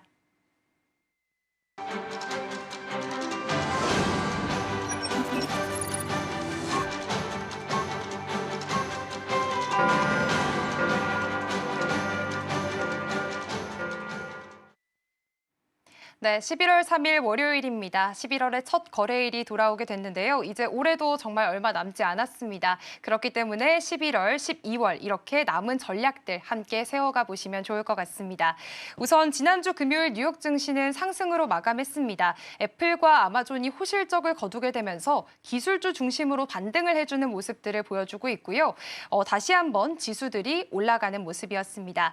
다만 연준 위원들이 잇따라 매파적인 발언들을 일부 내놓긴 하면서 지수 상승폭에 대한 제한이 좀 걸려지긴 했습니다. 지난주 슈퍼위크, 에이펙 정상회의도 잘 마무리된 만큼 오늘 시장 안에서는 과연 어떤 흐름들을 보여주게 될지 오늘 시장 흐름 함께 체크를 해보도록 하겠습니다. 네, 일단 양시장 시장 상황 함께 체크를 해보도록 하겠습니다. 코스피 같은 경우에는 지금 0.39% 올라가면서 4,123포인트 선 지나가고 있고요. 코스닥 역시나 같이 상승 출발하고 있습니다. 상승폭이 더 커서 0.64% 오르면서 906포인트 선 지나가고 있습니다. 양시장 모두 상승 출발하고 있고요. 다음은 시가총액 상위주들의 움직임도 함께 체크해 보겠습니다. 네, 앞선 프리마켓에서는 삼성전자와 SK하이닉스가 반대 흐름을 보여줬었는데요. 지금은 삼성전자가 0.37% 빠지고 있고요. SK하이닉스는 0.36% 올라가는 모습 보여주고 있습니다. 삼성전자 지난주 확정 실적도 잘 나왔고 지금 엔비디아와의 협력 이슈가 계속해서 불거지게 되면서 큰 폭의 상승세를 보이기도 했습니다. 다만 오늘장 안에서는 일부 차익 실현 흐름들이 보여지고 있는 것으로 확인이 되고 있습니다. SK하이닉스의 경우에도 역시나 젠슨왕 CEO가 GPU 제조에 삼성과 하이닉스 모두 필요하다라는 이야기들이 있었고요. 노무라 증권에서 84만 원까지 목표가 상향하는 모습 보였습니다. LG 에너지솔루션 지난주에서는 좀 하락 흐름이 나왔었기 때문에 오늘장 안에서는 0.85% 그래도 강보합권의 흐름 보여주고 있고요. 삼성 바이오로직스 인적 분할 이슈로 인해서 3주간 거래가 정지됐다는 점 다시 한번 말씀드리겠습니다. 삼성전자 우선주 역시나 1% 가까이 빠지는 모습 보여지고 있습니다. 다음으로 코스닥 시총 상위 움직임 보도록 하겠습니다. 네, 지금 알테오젠만 하락하는 흐름 보여지고 있습니다. 0.1% 소폭 빠지고 있고요. 48만 8천 원 선에서 거래가 형성이 되고 있습니다. 그리고 에코프로 그룹주들 지난주 금요일장에서는 좀 많이 빠졌었는데요. 그래도 오늘장 안에서는 1% 그리고 3% 가까이 올라가는 모습도 보여지고 있습니다. 레인보우 로보틱스 오늘도 상승세 좀 보여주고 있습니다. 다시 하락 전환한 모습이고요. 사실 지난주 금요일장에서 24% 급등세를 보여줬기 때문에 그거에 따른 좀 숨고르기 장세가 이어지고 있다는 점 확인해 볼 수가 있겠습니다. 다만 엔비디아와의 피지컬 AI 협력에 대해서 로봇주들이 계속해서 모멘텀을 가지고 있는 만큼 오늘장 안에서 어떤 주가 추이 보일지 함께 체크를 해보시면 좋겠습니다. HLB도 0.8% 빨간불 켜내면서 지금 시장 상황 지나가고 있습니다. 그렇다면 현재 수급까지도 체크를 해보도록 하겠습니다. 먼저 코스피 수급인데요. 오늘은 개인만 물량을 좀 받아내는 모습입니다. 2천억 원 넘게 담아가고 있는 모습이고요. 외국인과 기관 두 메이저 주체들은 물량을 덜어내고 있는 모습이 확인이 되고 있습니다. 다음으로 코스닥 매매 동향도 살펴보시죠. 네, 이쪽도 마찬가지입니다. 외국인과 기관은 팔자세 보이고 있고요. 개인은 627억 원 물량을 담아가는 모습이 포착이 되고 있습니다. 자, 오늘 이렇게 지금 시장 상황 코스피와 코스닥 모두 그래도 상승으로 잘 출발을 하고 있는 모습인데요. 다만 지금 외국인과 기관 쪽에서는 물량을 좀 덜어내는 모습들이 보여지고 있습니다. 전문가님, 오늘 시장 분위기 어떻게 좀 해석을 해보면 좋을까요? 네. 오늘 시장도 약간 일부 종목들에 좀 편중돼서 주가가 좀 올라오고 있는 것 같아요. 현재 코스피 시장이 0.7% 상승하면서 지금 4,100포인트가 지금 넘어가고 있죠. 4,130포인트가 넘어가는 모습인데 일단 이대로 간다면 4,200포인트도 사실 이번 주에 뭐 충분히 돌파 가능하지 않을까 예상이 되고 있습니다. 그리고 이제 코스닥 시장 역시도 그동안은 좀 많이 이제 소외를 받긴 했었습니다. 뭐 지금 코스피는 워낙에 많이 올라왔고 코스닥은 0.6% 정도의 상승이 지금 나와주고 있고요. 뭐 여전히 이제 코스닥도 이제 상승에 대한 가능성이 좀 더 있고, 만약 시장이 코스닥 쪽으로 좀 약간 위험 자산 쪽의 선호 심리로 이 가격이 이동을 한다면 물량이, 그다음에 코스닥 중소형주들도 역시 충분히 좀 많이 올라갈 수 있는 장이 나올 수도 있어요. 하지만 지금의 경우에는 이제 아무래도 특정 종목이라든지 특정 섹터에 좀 많이 집중이 되어서 움직이고 있는 장이고, 지금 미국에서는 사실 뭐 특별하게 주가가 크게 올라갈 만한 재료는 없었고요. 지난번 에이펙 행사의 경우에도 어느 정도는 좋아질 거라고 예상을 했었고, 그리고 가장 중요했던 한국하고의 미국의 그 무역 협상이 예상외로 이제 진전이 됐단 말이죠. 그래서 이제 이미 지난주에 어느 정도의 그 내용들이 반영이 된 상황이고, 그 이후에 나왔던 종목 이제 어떤 모멘텀들이 이제 시장에 반영되는 시기라고 생각을 해야 되는데, 가장 대표적인 건 바로 이제 한국하고 중국에 대한 어떤 협상, 이 부분에 있어서 이 관련 종목들이 이제 중국 관련주들이 있죠. 대표적으로 화장품 관련주들. 오늘 같은 경우에는 화장품 관련주들의 상승폭이 좀 나오고 있습니다. 코스메카 코리아가 3%대 반등이 나와주고 있고요. 그다음에 뭐 지금 제닉이라든지 또는 LG생활건강, 그리고 뷰티스킨, 마녀공장, 클리오 이런 종목들도 전반적으로 이제 섹터의 상승이 나와주고 있는 그 부분은 이제 화장품 쪽에 좀 눈에 띈다라고 보시면 될 것 같고요. 그리고 국내 같은 경우에는 지금 현재 오늘 올라가고 있는 건 아무래도 이제 조선주 쪽에 대한 반등도 오늘 좀 그동안 올라왔다가 또 한번 수그러들었다가 다시 한번 또 올라가는 그런 모습인데요. 근데 시장에 지금 오늘 같은 경우에는 수급이 너무 좀 부족하다라는 생각이 좀 많이 들어요. 외국인들이 오늘 코스피 시장에서 외국인들의 매수의 금액을 본다면 이제 매수가 아니라 매도죠. 1,600억 정도의 매도가 지금 나오고 있고요. 그다음에 코스닥도 외국인 기관들이 모두 다 매도를 하고 있고, 그리고 선물 쪽에서도 역시 매도가 나오고 있습니다.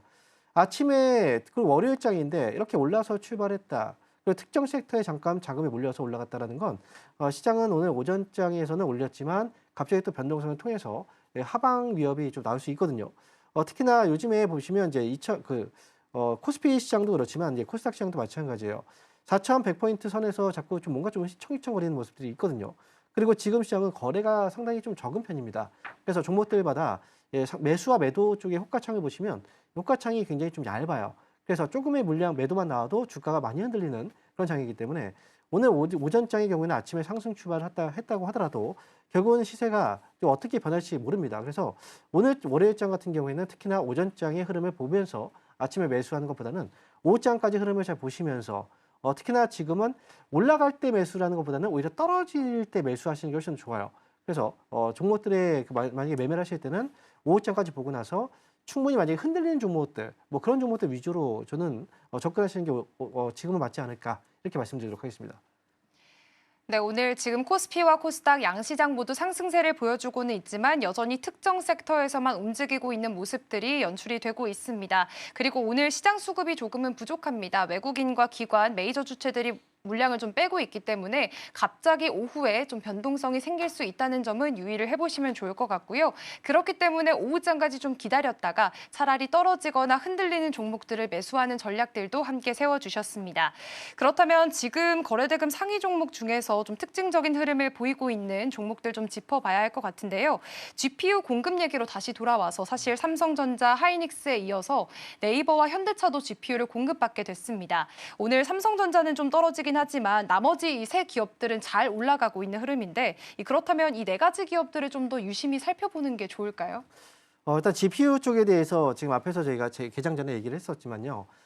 지금 삼성전자하고 하이닉스에 특화돼서 지금 이야기를 많이 했었습니다. 근데 두 기업 같은 경우에는 특징은 그동안 많이 올랐다는 거예요. 이미 엔비디아 쪽의 재료를 모멘텀을 많이 가지고 있었고 그에 대한 이제 가격들이 상당히 많이 반영이 된 그런 상황이고, 그렇다고 해서 그렇기 때문에 엔비디아 쪽과의 이번에 이제 이런 이제 납품에 대한 뉴스들은 사실 생소한 건 아닙니다. 어느 정도는 관계가 있었기 때문에. 하지만 현대차라든지 네이버 같은 경우에는 이제 엔비디아 쪽하고의 협력 관계가 뉴스가 오래전에 나온 건 아닙니다. 좀 최근 들어서 뉴스가 많이 나왔었고, 그래서 현대차 쪽하고 엔비디아가 서로 간의 협력 관계를 또 이제 맺고, 네이버 같은 경우에도 지금 엔비디아 쪽하고 로봇 쪽에 대한 사업을 또 같이 활발하게 또 진행하고 있기 때문에, 그래서 현대차는 이제 그 관세가 내려갔고 이런 모멘텀과 함께 엔비디아 쪽에 대한 이제 새로운 뉴스들이 부각이 됐기 때문에 주가의 상승이 저는 조금 더 갈증이 있었기 때문에 나온다라고 생각을 합니다. 네이버 같은 경우에도 마찬가지예요. 그동안 주가가 이제 최근 들어서 많이 올라오긴 했었지만요. 과거에 올라왔던 건 사실 엔비디아 쪽과 GPU 관련된 이런 뉴스로 올라갔다기보다는 스테이블코인이라든지 이런 쪽에 뉴스로 올라갔던 적들이 있었습니다. 그리고 과거의 주가 대비했을 때 많이 떨어졌다는 걸 어느 정도 인식을 하고 있기 때문에 네이버의 경우에 또 이번 주에 이제 목요일 날 단 25라는 네이버의 또 행사가 또 있거든요. 거기에 있어서도 이제 신규 로봇을 발표하지 않을까라는 기대감도 있기 때문에 아무래도 네이버 쪽이 조금 더 강한 이유는 이번 주에 단 25 행사에 대한 기대감도 아마 좀 반영이 되는 게 아닌가 이렇게 생각을 하고 있어요. 그래서 지금은 삼성전자와 하이닉스에 대한 시각은 여전히 긍정적으로 봐요. 하지만 지금 조금 더 특별하게 주가의 상승적인 어떤 탄력으로 본다면 네이버 그리고 현대차 쪽이 조금 더 탄력적인 부분이 반영되는 이유는 새로운 테마였기 때문에라고 보시면 되고요. 그리고 현대차하고 네이버 쪽을 비교한다고 했을 때 현대차보다 당연히 네이버가 조금 더 긍정적인 뉴스가 이제 긍정적으로 바라볼 수 있는 건 아무래도 이제 단 25라는 행사가 또 앞에 예정되어 있기 때문에 이런 모멘텀들 이런 재료들이 많을수록 주가에는 더 반영이 많이 되거든요. 그래서 지금은 이제 종목들 모두 다 GPU 쪽 관련된 종목들은 여전히 긍정적이다 이렇게 보시면 좋을 것 같습니다. 네, 지금 엔비디아 GPU 관련된 그런 기업들이 굉장히 긍정적인 모멘텀들이 나오고 있습니다. 특히나 반도체 쪽은 원래 엔비디아와의 협력 이슈들이 많았기 때문에 오히려 현대차나 네이버처럼 좀 새로운 테마를 가지고 있는 업체들이 지금 좀 상승하는 모습들을 보여주고 있고요. 그리고 지금 오늘장에서도 로봇 관련된 주들이 굉장히 좋은 시세를 보여주고 있습니다. 그렇다면 이 지난주 금요일장에서 이어서 오늘도 로봇주가 잘 가고 있는데 이제 시장은 로봇을 좀 주도주로 바라보고 있는 걸까요? 로봇주들도 주도주라고 얘기를 하기보다는 이제 그동안 시세를 봤을 때는 굉장히 많이 올라갔거든요. 근데 주도주라는 얘기를 많이 못했던 이유는 시가총액 자체가 우리가 IT보다는 시가총액이 낮고요. 네. 그리고 조선이라든지 뭐 이런 데에 비해서 시가총액이 낮기 때문에 주도주라는 얘기를 못했습니다. 하지만 개별적인 주가 흐름을 본다면 정말 많이 올라왔다. 이거는 여러분들도 모두 아실 거예요. 그런데 이제 종목들이 올라갈 때 변동성이 굉장히 좀 컸단 말이죠. 올라갈 때는 시원하게 올라갔지만 떨어질 때는 또 역시 급락을 했던 이런 상황이었고 그리고 로봇주들의 또 하나의 문제점이라고 본다면 아무래도 이제 실적에 대한 부분들 리스크 요인들이 좀 있다라고 보셔야 됩니다. 로봇은 앞으로 뭐 지능형 로봇들 이쪽에 대한 사업은 분명히 성장 잠재력이 있고 하지만 로봇들 전반적으로 봤을 때 개별적인 종목들마다 실적의 온도차가 좀 많이 있어요. 어떤 종목은 적자를 굉장히 좀 오랫동안 지속을 했다 그런 기업들도 있고 그런데 주가가 올라갈 때는 같이 올라가죠. 그리고 어떤 기업들은 실적이 좀 괜찮습니다.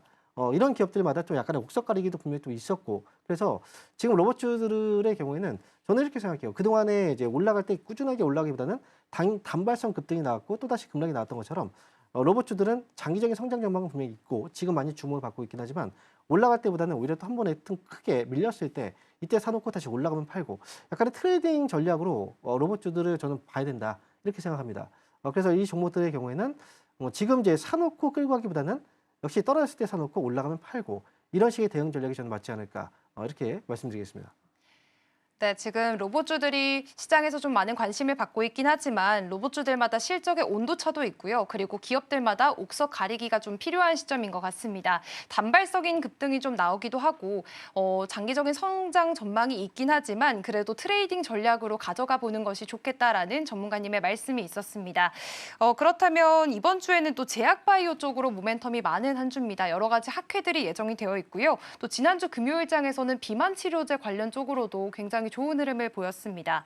그렇다면 이 제약바이오 쪽, 특히나 뭐 비만 치료제 쪽으로 어떤 투자 전략 세워보면 좋을까요? 네, 지금 이번 주는요. 지난주가 지금 실적에 대한 슈퍼위크라고 한다면 이번 주 같은 경우에 제약바이오 쪽에 슈퍼위크라고 이제 봐도 이제 과언이 아닐 정도로 행사가 굉장히 많습니다. 이번 이제 올해 같은 경우에 제약바이오 쪽에 대한 행사가 하반기에 많다라는 얘기 많이 들어보셨을 거예요.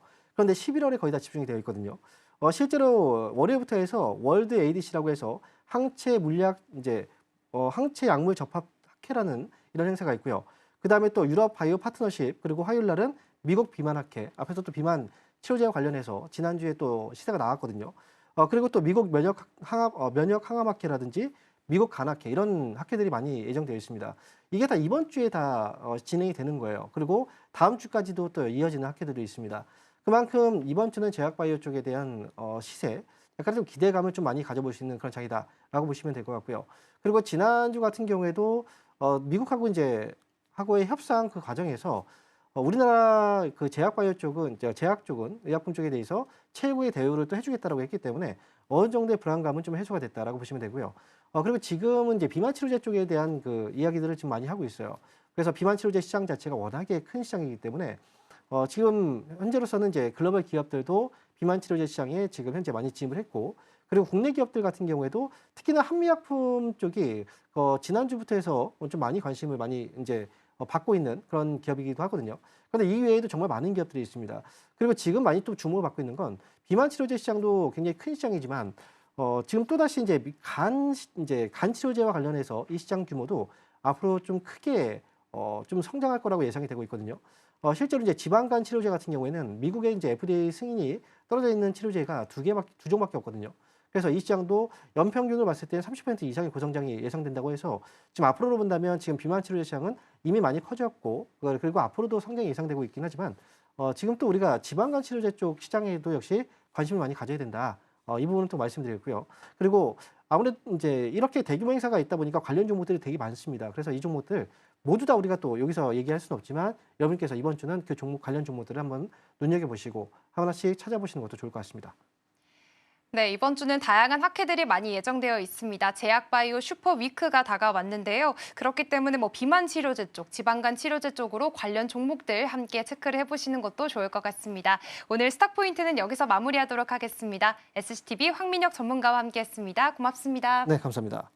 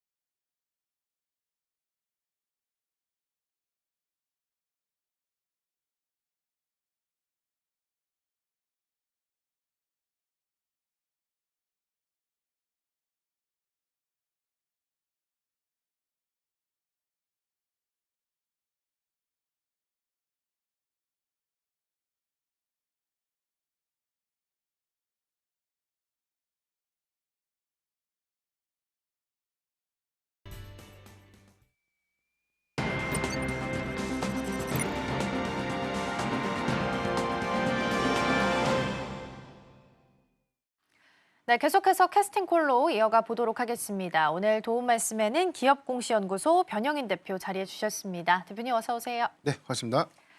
네, 오늘 에이펙 효과 톡톡히 좀 보고 있다라는 기사 나옵니다. 코스피가 지금 4,156선까지 올라왔습니다. 수정 조금 해야 될 것 같아요. 4,156선 현재 지나면서 장중 최고치 현재 터치 나왔고요.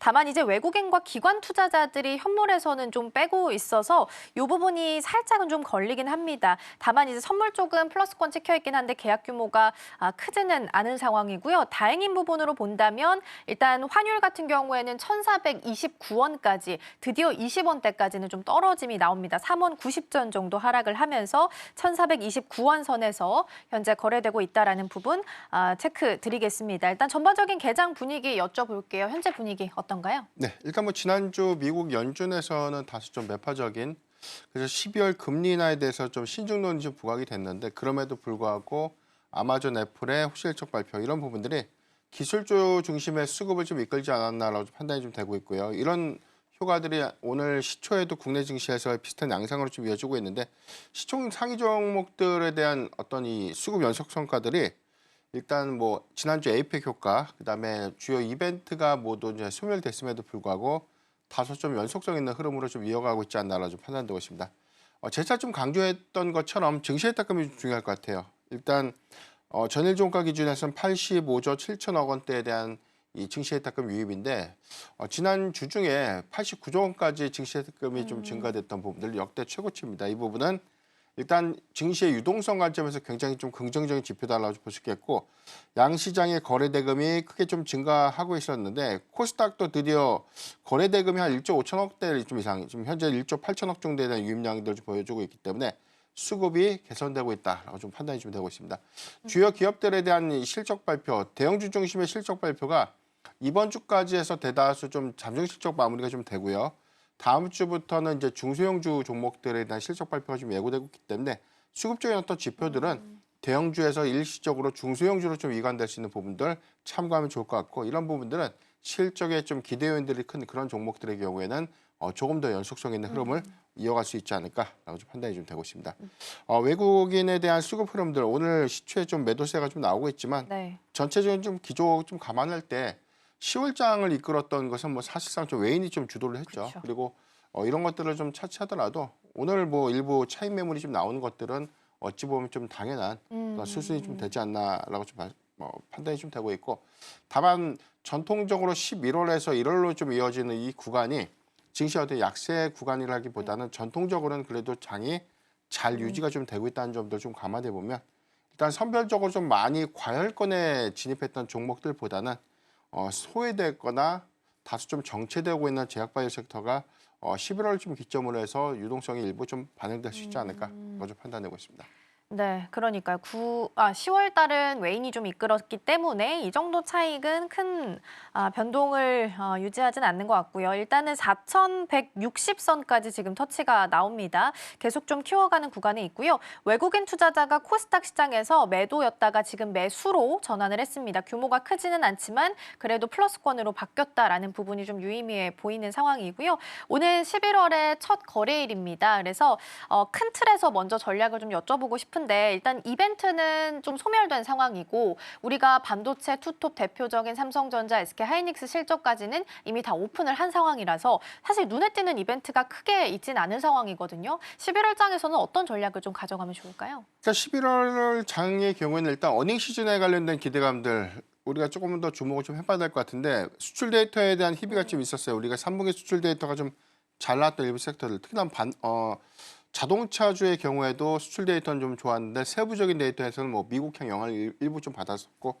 화장품 데이터의 경우에도 작년보다는 굉장히 좀 좋은 수치를 좀 보여줬는데 지역별 편차가 좀 컸기 때문에 우리가 1분기, 2분기 실적에 대한 내용들 복기를 좀 해보면 실적이 양극화가 있고, 그리고 실적의 어떤 희비가 좀 있는 부분들이기 때문에 일단 뭐 에이펙 정상회담을 좀 계기로 해서 화장품주들에 대한 단기 상승 탄력도는 모두 다 좋다가 아니라, 일단 지난 2분기 지표를 좀 참고해봐서 사실 어닝미스가 있었던 종목들의 경우는 조금 더 보수적인 관점으로 봐야 될 것 같고요.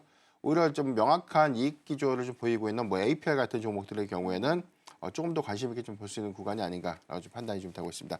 11월 장에 대한 전체적인 어떤 수급 기조들은 일단 신고가 영역에서에 대한 연속성들을 좀 가져가고 있는데, 대체적으로 좀 반도체가 좀 강하고 있고요.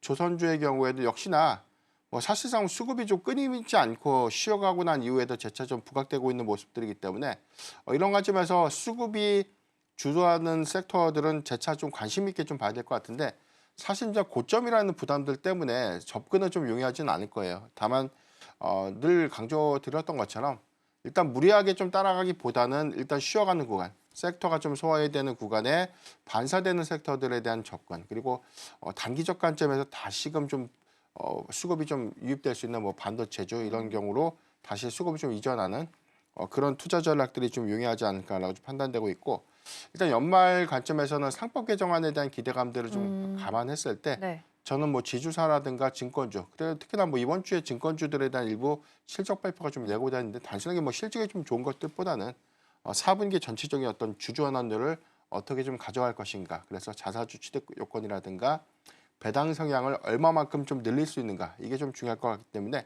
일단 내년 초 3차 상법 개정안에 관련 기대감을 우리가 좀 주시해 본다면 지주사 그리고 증권주의 경우에는 우리가 모아가는 전략이 좀 유효하지 않을까 좀 판단하고 있습니다.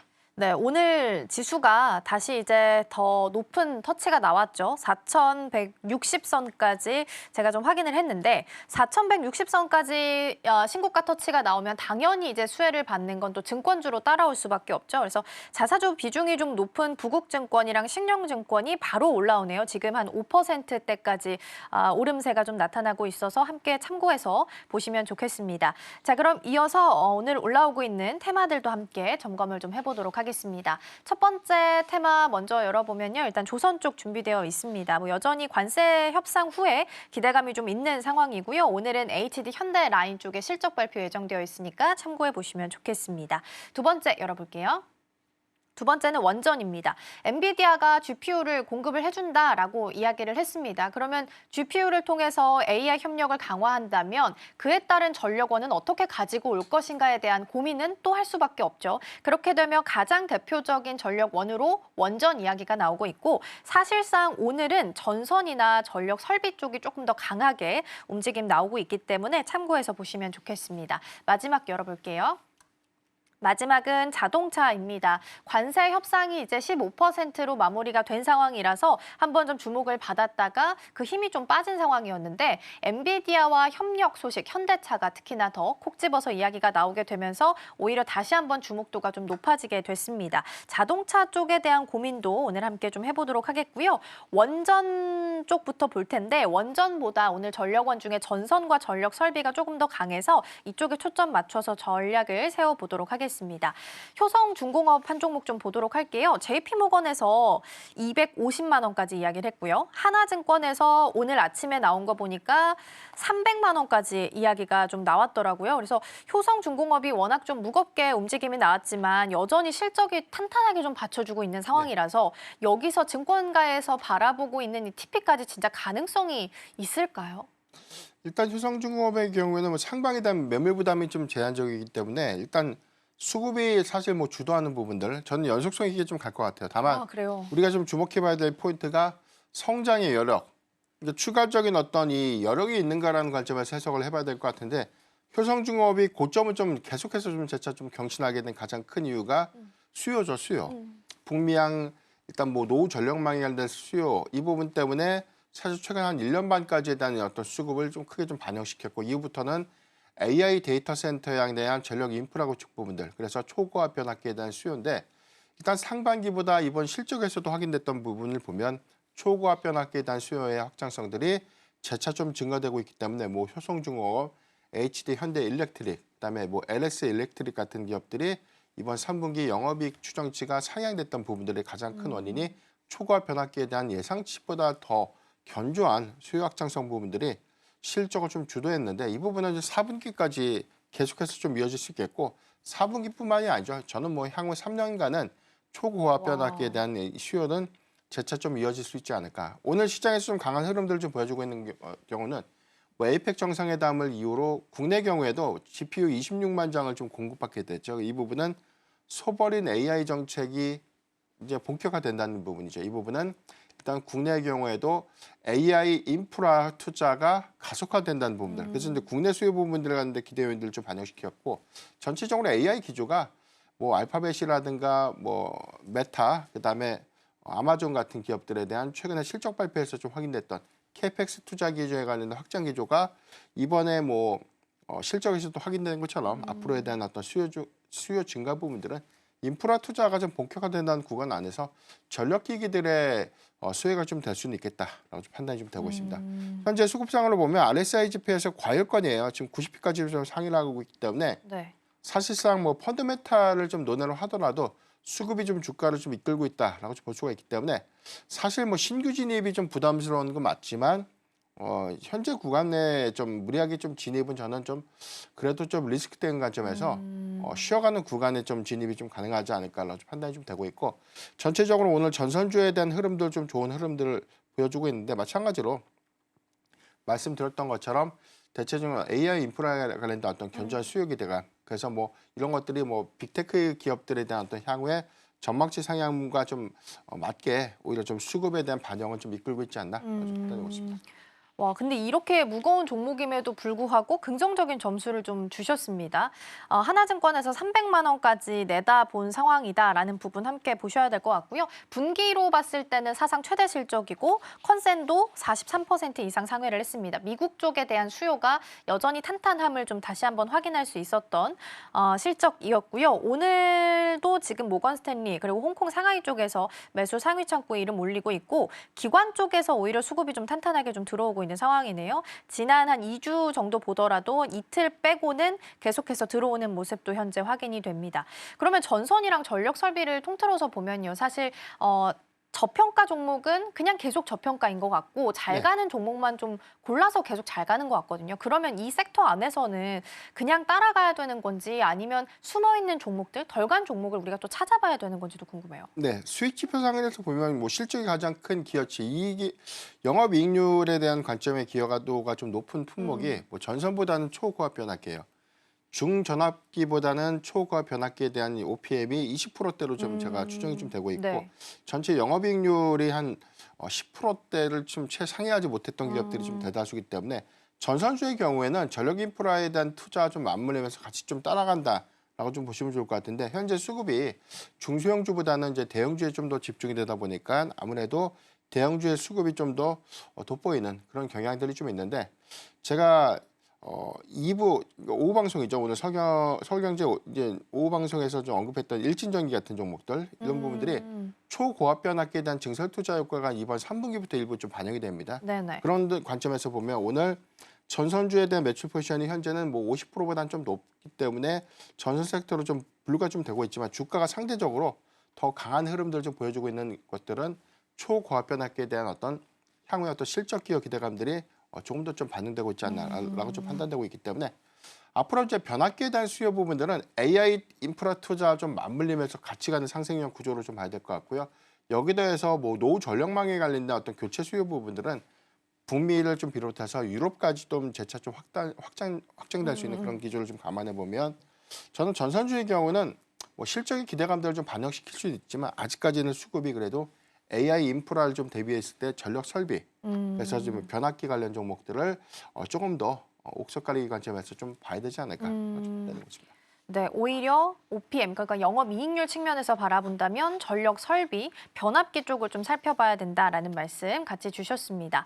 자, 그리고 AI 소프트웨어, 그리고 그중에서도 네이버랑 카카오가 오늘 좀 강세를 보이고 있어서 잠깐 점검을 좀 하고 자동차 쪽으로 넘어가 보도록 할게요.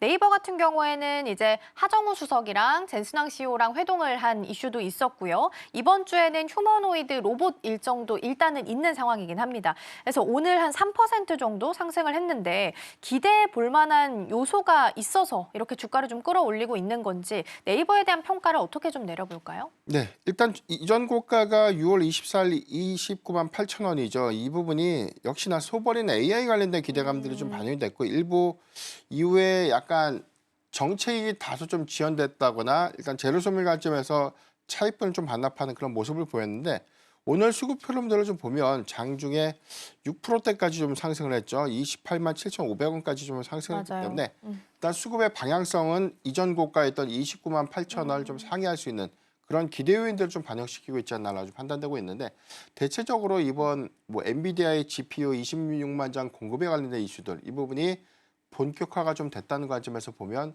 한국에서도 역시 정부 주도의 이 AI 정책들에 대한 본격화 기대감 이런 관점에서 뭐 네이버가 가장 큰 정부의 좀 수혜를 좀 받을 수 있고 일단 시장을 좀 주도하고 있는 그런 관점에서 보면 저는 중장기 모멘텀 관점에서는 AI라는 틀을 봤을 때 네이버의 경우에는 가치를 좀 반영시킬 수 있는 구간이 좀 되지 않나라고 좀 판단되고 있습니다.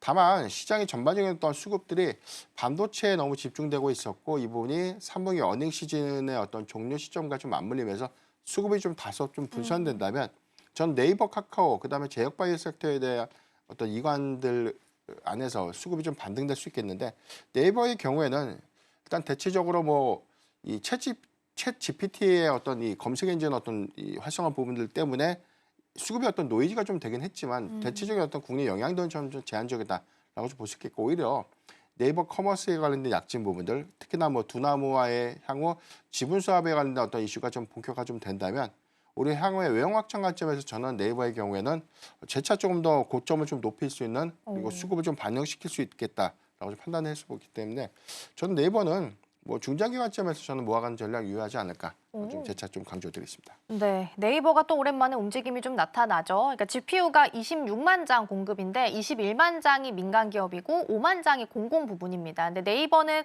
민간 기업으로서 6만 장을 받지만 국가에서도 프로젝트에 지금 이름이 올려져 있는 기업이기 때문에 사실상 모든 기업들을 다 통틀어서 네이버가 가장 GPU를 많이 확보한 상태다라는 부분도 함께 좀 보시면 좋을 것 같습니다. 카카오도 오늘 오름세가 좀 있기는 하네요. 같이 좀 체크해 보시면 좋겠고 네이버랑 카카오가 자리를 좀 잘 잡고 있는 상황이다 보니까 다른 AI 소프트웨어 관련주들도 오늘 강세입니다. 코난 테크놀로지, 솔트룩스도 오늘 오랜만에 8%, 7% 이렇게 해서 움직임 나타나고 있으니까 참고해 보시면 좋겠습니다. 자, 그럼 자동차 쪽으로 넘어가 보겠습니다.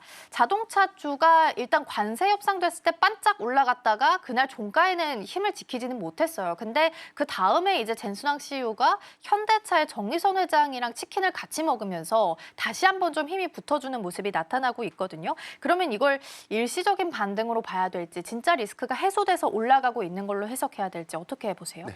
지난주 자동차주들에 대한 5일간 이 수익률을 보면 현대차가 한 14% 정도 올랐고요. 기아가 한 3.9% 정도 상승했습니다. 우리가 체감할 때는 굉장히 좀 많이 급등이 좀 나온 것 같았는데 그러네요. 일단 오르고 내리고가 좀 반복됐고 어. 애프터마켓에서 강하고 본장에서 좀 약했던 그런 것들을 좀 더 감안했을 때 수익률이 좀 높게 반영되지는 않았다라고 좀 판단이 좀 되고 있습니다. 다만 우리가 좀 주목해볼 포인트가 15%에 대한 관세 부분들. 아직 이게 한미 간 이 관세 협상을 좀 최종적으로 좀 타결했다라고는 좀 발표가 좀 됐지만 정식적으로 미국에서 자동차 관세에 대한 15% 부과를 언제부터 하겠다라는 공식적인 코멘트가 좀 없기 때문에 냉정하게 보면 현재까지는 25%에 대한 관세고요. 아마 이 부분이 11월 달 안에는 15%에 대한 관세 부분이 어떤 발표가 좀 예상될 수 있는 부분들이기 때문에 이 부분이 뭐 연기될 가능성은 저는 좀 다소 제한적이지 않을까라고 좀 판단되고 있습니다. 3분기 수출 데이터에 대한 내용을 보면 전년 동기 대비해서 2.2%가 좀 증가됐기 때문에 사상 최대 수출 실적 기조를 좀 보였는데 미국 시장에서 수출이 14% 정도가 감소됐습니다. 여기서 관세에 관련된 영향 부분들이 좀 반영되면서 뭐 현대차, 뭐 기아가 합산 한 3조 원 정도가 관세로 인한 어떤 고정 비용이 이익 훼손으로 좀 이어졌기 때문에 이번에 실적 추정치가 좀 하향됐던 가장 큰 이유는 사실상 좀 관세가 되지 않았나라고 좀 싶겠고 이 부분이 재고가 좀 된다고 봤을 때 이익 추정치가 4분기 이후부터는 다시 좀 반영되는 가치로 좀 우리가 좀 감안해 봤을 때 저는 뭐 오히려 TP가 좀 올라갈 수 있는 요인들은 있겠다. 3분기 실적에서 관세 관련된 영향들을 제거하고 봤을 때는 오히려 사상 최고치에 대한 영업이익이 예상될 수 있는 어떤 훌륭한 어떤 실적을 좀 보였다는 점에서 우리가 좀 착안해 보면 4분기 이후부터 관세 관련 적용 효과가 좀 완화되는 그런 구간들 내지는 뭐 내년 1분기부터는 현대차, 뭐 기아 같은 기업들의 경우에는 이익의 어떤 증가 부분에서 우리가 좀 기대 요인들이 좀 될 수 있지 않을까 좀 판단하고 있습니다. 그렇죠. 그래요. 맞아. 사인을 아직 안 했으니까 여전히 25% 관세를 받고 가는 건 맞지만 11월 달 안에는 25%에 대한 발표가 있을 수도 있겠다라는 부분 그리고 그 가능성이 높다라는 측면에서 언급을 좀 해주신 것 같습니다. 현대차랑 기아에 대한 관점을 좀 일단 봤는데 젠슨왕 CEO가 치킨 회동을 할 때 현대차 정의선 회장을 네. 콕 집어서 같이 먹었어요. 그래서 시장에서는 현대차가 여기 왜 들어가 있지? 그러면 어떤 부분에서 협력을 하기 위해서 같이 이야기를 나누는 걸까라는 부분에 있어서 관심도가 좀 높았거든요. 지금 반응으로 봤을 때는 사실상 로봇이 좀 가장 강력한 네. 것 같긴 한데 이런 부분들을 어떻게 좀 체크 포인트 잡으면 좋을까요? 네, 일단 현대차가 좀 발표를 했던 내용들이 보면 블랙일 AI 팩토리를 구축한다, 엔비디아와 협력을 한다라는 부분들인데 단순하게 우리가 협력을 한다라기보다는 네. 뭐 이번에 치킨 회동을 통해서 확인됐던 부분들이 밀착된 스킨십에 좀 주목을 해봐야 될 것 같고 전체적으로 젠슨왕 CEO가 뭐 26만 장에 대한 GPU를 한국에 좀 공급하는 게 왜 선물인가 이런 추측들이 좀 많잖아요. 그런데 이 부분이 대체적이 뭐 돈이 많다고 해서 지금 GPU를 좀 구매할 수 있는 부분들이 아니라 그렇죠. 보안상의 이유로 거절된 국가가 있고요. 지금 뭐 빅테크 기업들의 경우에는 뭐 수년간 예약 대기 물량들을 좀 감안했을 때 이번에 26만 장에 대한 한국의 공급은 상징성을 넘어서 좀 가장 큰 파격적인 선물이 좀 되지 않았나라고 좀 판단이 좀 되고 있습니다. 현대차 그룹이 이번에 이제 확보된 GPU가 한 5만 장으로 좀 추정되고 있는데 블랙일 AI 팩토리 구축, 그러니까 공장의 어떤 자동화 설비를 좀 구축하는 부분들, 자율주행에 AI를 좀 접목한다던가 아니면 좀 로보틱스 같은 그런 사업들에 대한 AI 전환이 좀 가속화될 수 있는 부분이기 때문에 우리가 피지컬 AI의 가장 큰 핵심은 AI에 대한 추론 영역들이 좀 부각돼서 로봇의 두뇌 역할을 하고 통제를 하고 제어를 하고 스스로 좀 움직이는 활동성을 좀 높이는 그런 부분들을 관련된 기술 고도화의 핵심이기 때문에 이번 GPU에 대한 어떤 확보 부분들은 앞으로 이 현대차 그룹의 외형 확장 관점에서 충분한 좀 기대 요인들이 될 수 있지 않을까라고 좀 판단이 좀 되고 있고 대체적인 어떤 실적 기조는 앞서 말씀드렸던 것처럼 관세 영향이 좀 컸습니다. 그쵸. 이런 부분들이 좀 제거되는 영향이라면 최근에 지수는 뭐 사상 최고가 경신과 좀 다르게 자동차 그리고 자동차 부품주의 수급이 사실상 좀 많이 반영되지 못했던 측면들 좀 감안해 보면 이런 리스크 요인들이 기대 요인으로 좀 바뀌는 순간에 오히려 주도주로서에 대한 부상 부분을 우리가 염두에서 접근은 유용하지 않을까라고 좀 판단해 보습니다. 아, 그렇죠. GPU를 사고 싶어도 돈이 많아도 지금 이게 수요가 너무 있다 보니까 못 사서 난리인데 그거를 선물로 줬기 때문에 큰 의미가 있는 상황이고 시장 안에서는 일단 보스턴 다이나믹스를 지금 자회사로 두고 있기 때문에 여기에 대한 협력 기대감도 일단 높은 상황이기는 합니다. 자, 그러면 대표님께서 보시는 토픽도 궁금합니다. 현대차랑 좀 연결을 시켜봐야 될까요? 네, 현대차 그룹 중에서 저는 현대모비스를 좀 봐야 될 것 같은데요. 오늘 공교롭게 자동차주가 오늘 뭐 약과권에 대한 흐름을 좀 가져가고 있는데 현대모비스가 오늘 4%대 좀 하락을 하고 있습니다. 뭐 특정 어떤 이슈라기보다는 그렇다고 좀 단기에 뭐 많이 상승했던 부분들도 저는 없다라고 볼 수가 있겠습니다. 대체적으로 관세 효과가 좀 제거됐던 부분들, 이 부분이 4분기 내지는 내년도 1분기의 이익 추정치를 좀 반영시킬 때 대체적인 뭐 상반기 실적에 대한 증가폭을 좀 감안해 보면 저는 실적의 기대 요인들은 이번 4분기부터는 우려할 수 있는 어떤 수준이 완화됐다고 볼 수 있겠고 여기서 더 주목해야 될 포인트가 이 현대차 그룹의 로보틱스 사업에 대한 전략 이 부분에 대해 가장 중심의 핵으로 좀 자리 잡을 수 있는 부분인데 보스턴 다이나믹스의 액추에이터에 관련된 개발 부분을 현재 좀 진행하고 있죠. 이 부분에 대한 양산 설비가 좀 내년부터 좀 본격화가 될 수 있는 부분들 여기에 대해서 로봇의 뭐 핵심 부품이다라고 좀 불리고 있는 뭐 센서라든가 배터리 모듈 같은 이 로보틱스의 핵심 부품들을 현대모비스를 통해서 공급이 좀 된다는 관점에서 보면 앞으로 이 로봇 사업에 대한 기대감들이 뭐 현대모비스의 관점에서는 뭐 크게 좀 반영되는 점이 아니기 때문에 로봇의 사업의 어떤 전략이라든가 양산 부분들이 좀 구체화되는 시점이라면 현대모비스에 대한 평가는 달라질 수 있지 않을까라고 좀 볼 수 있기 때문에 오늘의 하락 부분들은 저는 매수의 기회로 활용해 볼 수 있겠다라고 좀 판단해 보습니다. 현대모비스가 주목을 많이 받았어요. 그런데 오늘은 한 4% 내리길래 잠깐 반등이었나라는 생각을 저도 좀 했었거든요. 근데 오히려 로봇 사업에 대한 부분이 지금까지 부각이 안 됐었기 때문에 앞으로 플러스 알파로 붙어주게 된다면 오히려 이렇게 내릴 때가 더 기회다라는 측면에서 말씀을 좀 주신 것 같고요. 수급도 굉장히 좋습니다. 지금 외국인 투자자가 뭐 9월, 10월 계속해서 들어오고 있는 상황이고 몇 거래일을 제외하고는 계속해서 들어오고 있으니까 함께 챙겨서 보시면 좋겠습니다. 자, 이렇게 해서 개장 분위기 잘 살펴봤고요. 대표님과는 여기서 인사 나누겠습니다. 오늘 말씀 고맙습니다.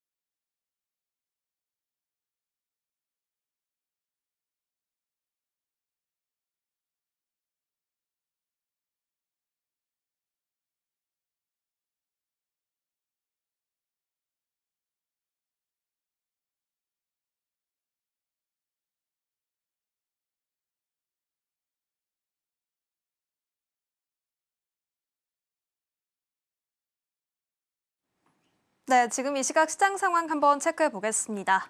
전 세계의 시선이 쏠렸던 에이펙 정상회의가 드디어 막을 내리게 됐습니다. 일단은 이 안에서 대미 투자에 대한 방향성이 좀 더 구체화됐고요. 그리고 이 안에서 관세에 대한 부담들을 우리 기업들은 내려놓을 수 있게 됐습니다. 그리고 가장 중요했던 점은 엔비디아를 중심으로 우리 국내 주요 기업들과 AI 동맹에 대한 협력 논의까지 이어지면서 시장은 이 안에서 거론이 된 키워드들에 집중을 하고 있습니다. 반도체부터 자율주행 로봇까지 해당 키워드들이 거론이 되고 있는데요. 일단은 슈퍼위크를 잘 소화한 우리 시장입니다. 이 슈퍼위크를 마치고 첫 거래일인 오늘이 찾아왔는데요. 우리 시장은 어떤 모습으로 방향을 이어가고 있는지 지수 상황부터 체크해 보도록 하겠습니다. 네, 일단 양시장 모두 빨간불을 켜주고 있습니다. 코스피는 특히나 장중에 최고치를 현재 찍은 상태이고요. 4,168선에서 움직이고 있는 모습들이 확인이 되고 있습니다. 코스피의 상승폭이 현재 더 큰 상황입니다. 1.49%의 오름세 시연해주고 있는 모습이고요. 코스닥 같은 경우에도 905선에서 움직이고 있는 모습 확인되고 있습니다. 일단 양시장 금요일 장에서도 4,100선과 900선 잘 넘어주는 모습이었는데요. 지금 고개를 더 들어 올리고 있는 모습들이 확인이 되고 있습니다. 자, 그렇다면 수급으로 넘어가 보도록 하겠습니다. 코스피 수급부터 체크를 해보겠습니다. 오늘 코스피에서는 외국인의 물량 매도세가 조금 더 눈에 띕니다. 기관도 함께 덜어내주고 있는 모습인데요. 외국인이 특히 많이 덜어주고 있습니다. 반면에 개인은 그래도 외국인과 비슷한 수준의 4천억 원 가까운 사자 흐름을 보여주고 있다는 점 확인이 되고 있습니다. 이어서 코스닥 수급 상황도 체크를 해보도록 하겠습니다. 코스닥에서는 지금 현재 개인과 외국인이 좀 전환을 한 상태이네요. 개인 같은 경우에는 매수로 출발을 했는데 매도로 전환한 모습, 외국인 같은 경우에는 반대로 매도로 출발했지만 지금 현재 사자세 보이고 있는 흐름들이 나타나고 있습니다. 기관은 계속해서 물량을 덜어주고 있는 모습까지 포착이 되고 있습니다. 외국인 671억 원 정도 사자세 보이고 있습니다. 자, 그렇다면 코스피 상승 업종으로 넘어가 보도록 하겠습니다. 오늘 어떤 업종들이 상승을 주도하고 있는지 살펴보자면 전기가스업의 상승세가 유독 눈에 띕니다. 5% 가까운 오름세 보여주고 있고요. 이어서 전기전자 또한 2%대의 상승률 보여주고 있습니다. 아무래도 이 엔비디아 회동에 이어서 여러 가지 반도체에 관련된 논의들이 나왔기 때문에 전기전자 오늘 계속해서 같이 수혜 받아가는 흐름들이 나오고 있는 모습 확인되고 있고요. 증권주 또한 2%대의 상승률 보여주고 있습니다. 사실 전문가들은 증권주가 앞으로 더 달릴 것이다라는 전망을 내놓고 있죠. 정책 모멘텀이 다시 부각될 수 있는 시기다라는 발언들을 내놓고 있습니다. 자, 이어서 제조업과 운수장비 그리고 종이 목재까지도 1%대의 상승률 시현해주고 있는 모습 확인해 볼 수가 있겠습니다. 자, 그렇다면 코스피 하락 업종으로 넘어가 보도록 하겠습니다. 네, 일단 오늘 코스피 하락 업종에는 건설업이 가장 큰 낙폭을 보이고 있습니다. 건설업과 운수, 창고 모두 2%대의 하락세 보여주고 있는 모습이고요. 이어서 내수 쪽인 섬유의복이나 음식료품 또한 지금 내림세 보여주고 있는 모습들 체크가 되고 있습니다. 자, 그렇다면 코스닥으로 넘어가 보도록 하겠습니다. 상승 업종들은 어떤 것들이 있을까요? 일단 금융이 가장 먼저 차지하고 있습니다. 1.85%의 상승세 보여주고 있고 기계 장비도 오늘 괜찮습니다. 그리고 오락 문화까지도 그리고 기타 서비스 모두 1%대의 상승률 보여주고 있는데요. 사실 오늘 엔터주들의 흐름이 좀 들썩이고 있는 모습들 확인해 볼 수 있습니다. 한알령 해제에 대한 기대감이 계속해서 나오고 있죠. 이에 따라 오락 문화 함께 1.5%의 상승률 받아가는 모습들 확인해 볼 수가 있겠습니다. 기타 제조까지 상승률에 자리하고 있습니다. 자, 그렇다면 하락하는 업종들도 함께 알아볼까요? 코스닥 내에서는 오늘 비금속 테마가 1.77%의 내림세 시현해주고 있습니다. 이어서 섬유, 의류와 음식료, 종이목재, 코스피의 하락 업종과 비슷한 모습들을 보여주고 있고요. 제약까지도 오늘 좀 아쉬운 0.2%의 내림세 현재 연출해주고 있습니다. 자, 그렇다면 이제 거래대금으로 넘어가 보도록 하겠습니다. 코스피부터 살펴볼 텐데요. 일단은 전부 빨간불 켜주고 있는 기업들 하나하나씩 살펴보도록 하겠습니다. 아무래도 이 슈퍼 위크 기간 동안 엔비디아의 치킨 회동 수혜주로 불리는 기업들이 계속해서 주목을 받아가고 있는 모습입니다. SK 하이닉스부터 살펴볼 텐데요. 오늘 5% 넘는 급등세 시현해주고 있습니다. 6% 가까운 상승률 현재 다다르고 있는 모습인데요. SK 하이닉스 같은 경우에는 엔비디아로부터 5만 장의 GPU를 받을 것으로 예상이 되어 있습니다. 그리고 여기에 더해서 반도체 AI 팩토리를 구축하겠다라고 밝혔고요. 삼성전자도 마찬가지입니다. 5만 장 공급받았고 마찬가지로 반도체 관련해서 이 수요를 높이기 위한 여러 가지 협력 체계를 논의하고 있습니다. 사실 SK 하이닉스는 증권가의 분석이 하나 더 나오기도 했죠. 일본의 증권사인 노무라가 하이닉스의 영업이익이 TSMC를 웃돌 것이다라고 전망을 하고 있습니다. 목표 주가 84만 원으로 제시했는데요. 지금 국내외 증권사들 중에 가장 높은 전망치로 추정이 되고 있습니다. 2027년 영업이익률 또한 128조 원까지 이를 것으로 내다보고 있습니다. 삼성전자 같은 경우에는 오늘 하락 출발했지만요. 사실 양 반도체 투토 프리마켓에서는 강세 흐름 보였었는데 삼성전자는 개장과 동시에 하락세로 출발을 했습니다. 그래도 지금 현재 상승 전환해준 모습들 나오고 있고요. 이번 엔비디아와의 협력으로 인해서 반도체뿐만 아니라 HBM 생산까지 엮이면서 생산에 있어서 굉장히 속도가 높아질 것이다라고 전망이 되고 있습니다. 이번 협력으로 가장 큰 수혜주로 꼽히는 게 또 네이버죠. 6만 장의 GPU를 공급받을 것으로 예상이 되고 있고 피지컬 AI 플랫폼을 구축할 것으로 논의가 되고 있습니다. 하나오션도 오늘 좋은 흐름 받아가는데요. 이 한미 협력이 조금 더 진전되고 있으면서 1,500억 달러가 조선업 협력 프로젝트에 투자가 될 것이다라고 확정이 났죠. 이로 인해서 마스가 프로젝트가 조금 더 진전이 있겠다라는 기대감이 작용하고 있고 핵 추진 잠수함에 대한 시장 확대까지 적용이 되고 있습니다. 그리고 마지막으로 현대차 또한 GPU 5만 장 공급 받았죠. 0.52%의 상승률 현재 보여주고 있는데 이제 관세 안개까지 거치게 됐습니다. 이번에 피지컬 AI 협력과 함께 자율주행부터 로봇까지 여러 가지 모멘텀들을 받아갈 예정인 점 확인해 보시면 좋겠습니다. 지금까지 시황센터였습니다. 네, 코스피가 계속해서 사상 최고치 부근에서 움직임 나타나고 4,169선까지 좀 터치가 나왔습니다. 코스닥에서도 외국인 투자자가 매수로 바뀌면서 규모 계속 키워가고 있는 구간이고요. 환율도 1,429원 40전까지 떨어졌습니다. 물론 1,400원은 부담이지만 그래도 2자라는 숫자로 내려왔다라는 측면에서는 다행이다라고 이야기할 수 있을 것 같습니다. 오후장까지 흐름 이어질 수 있을지 함께 보시면 좋겠습니다. 저희가 방송 중에 제공해드린 정보는 투자 판단을 위한 조언일 뿐 해당 종목의 가치와 수익률은 보장하지 않습니다. 저희는 내일 더 다양한 소식 준비해서 돌아오겠습니다. 시청해주신 여러분 고맙습니다.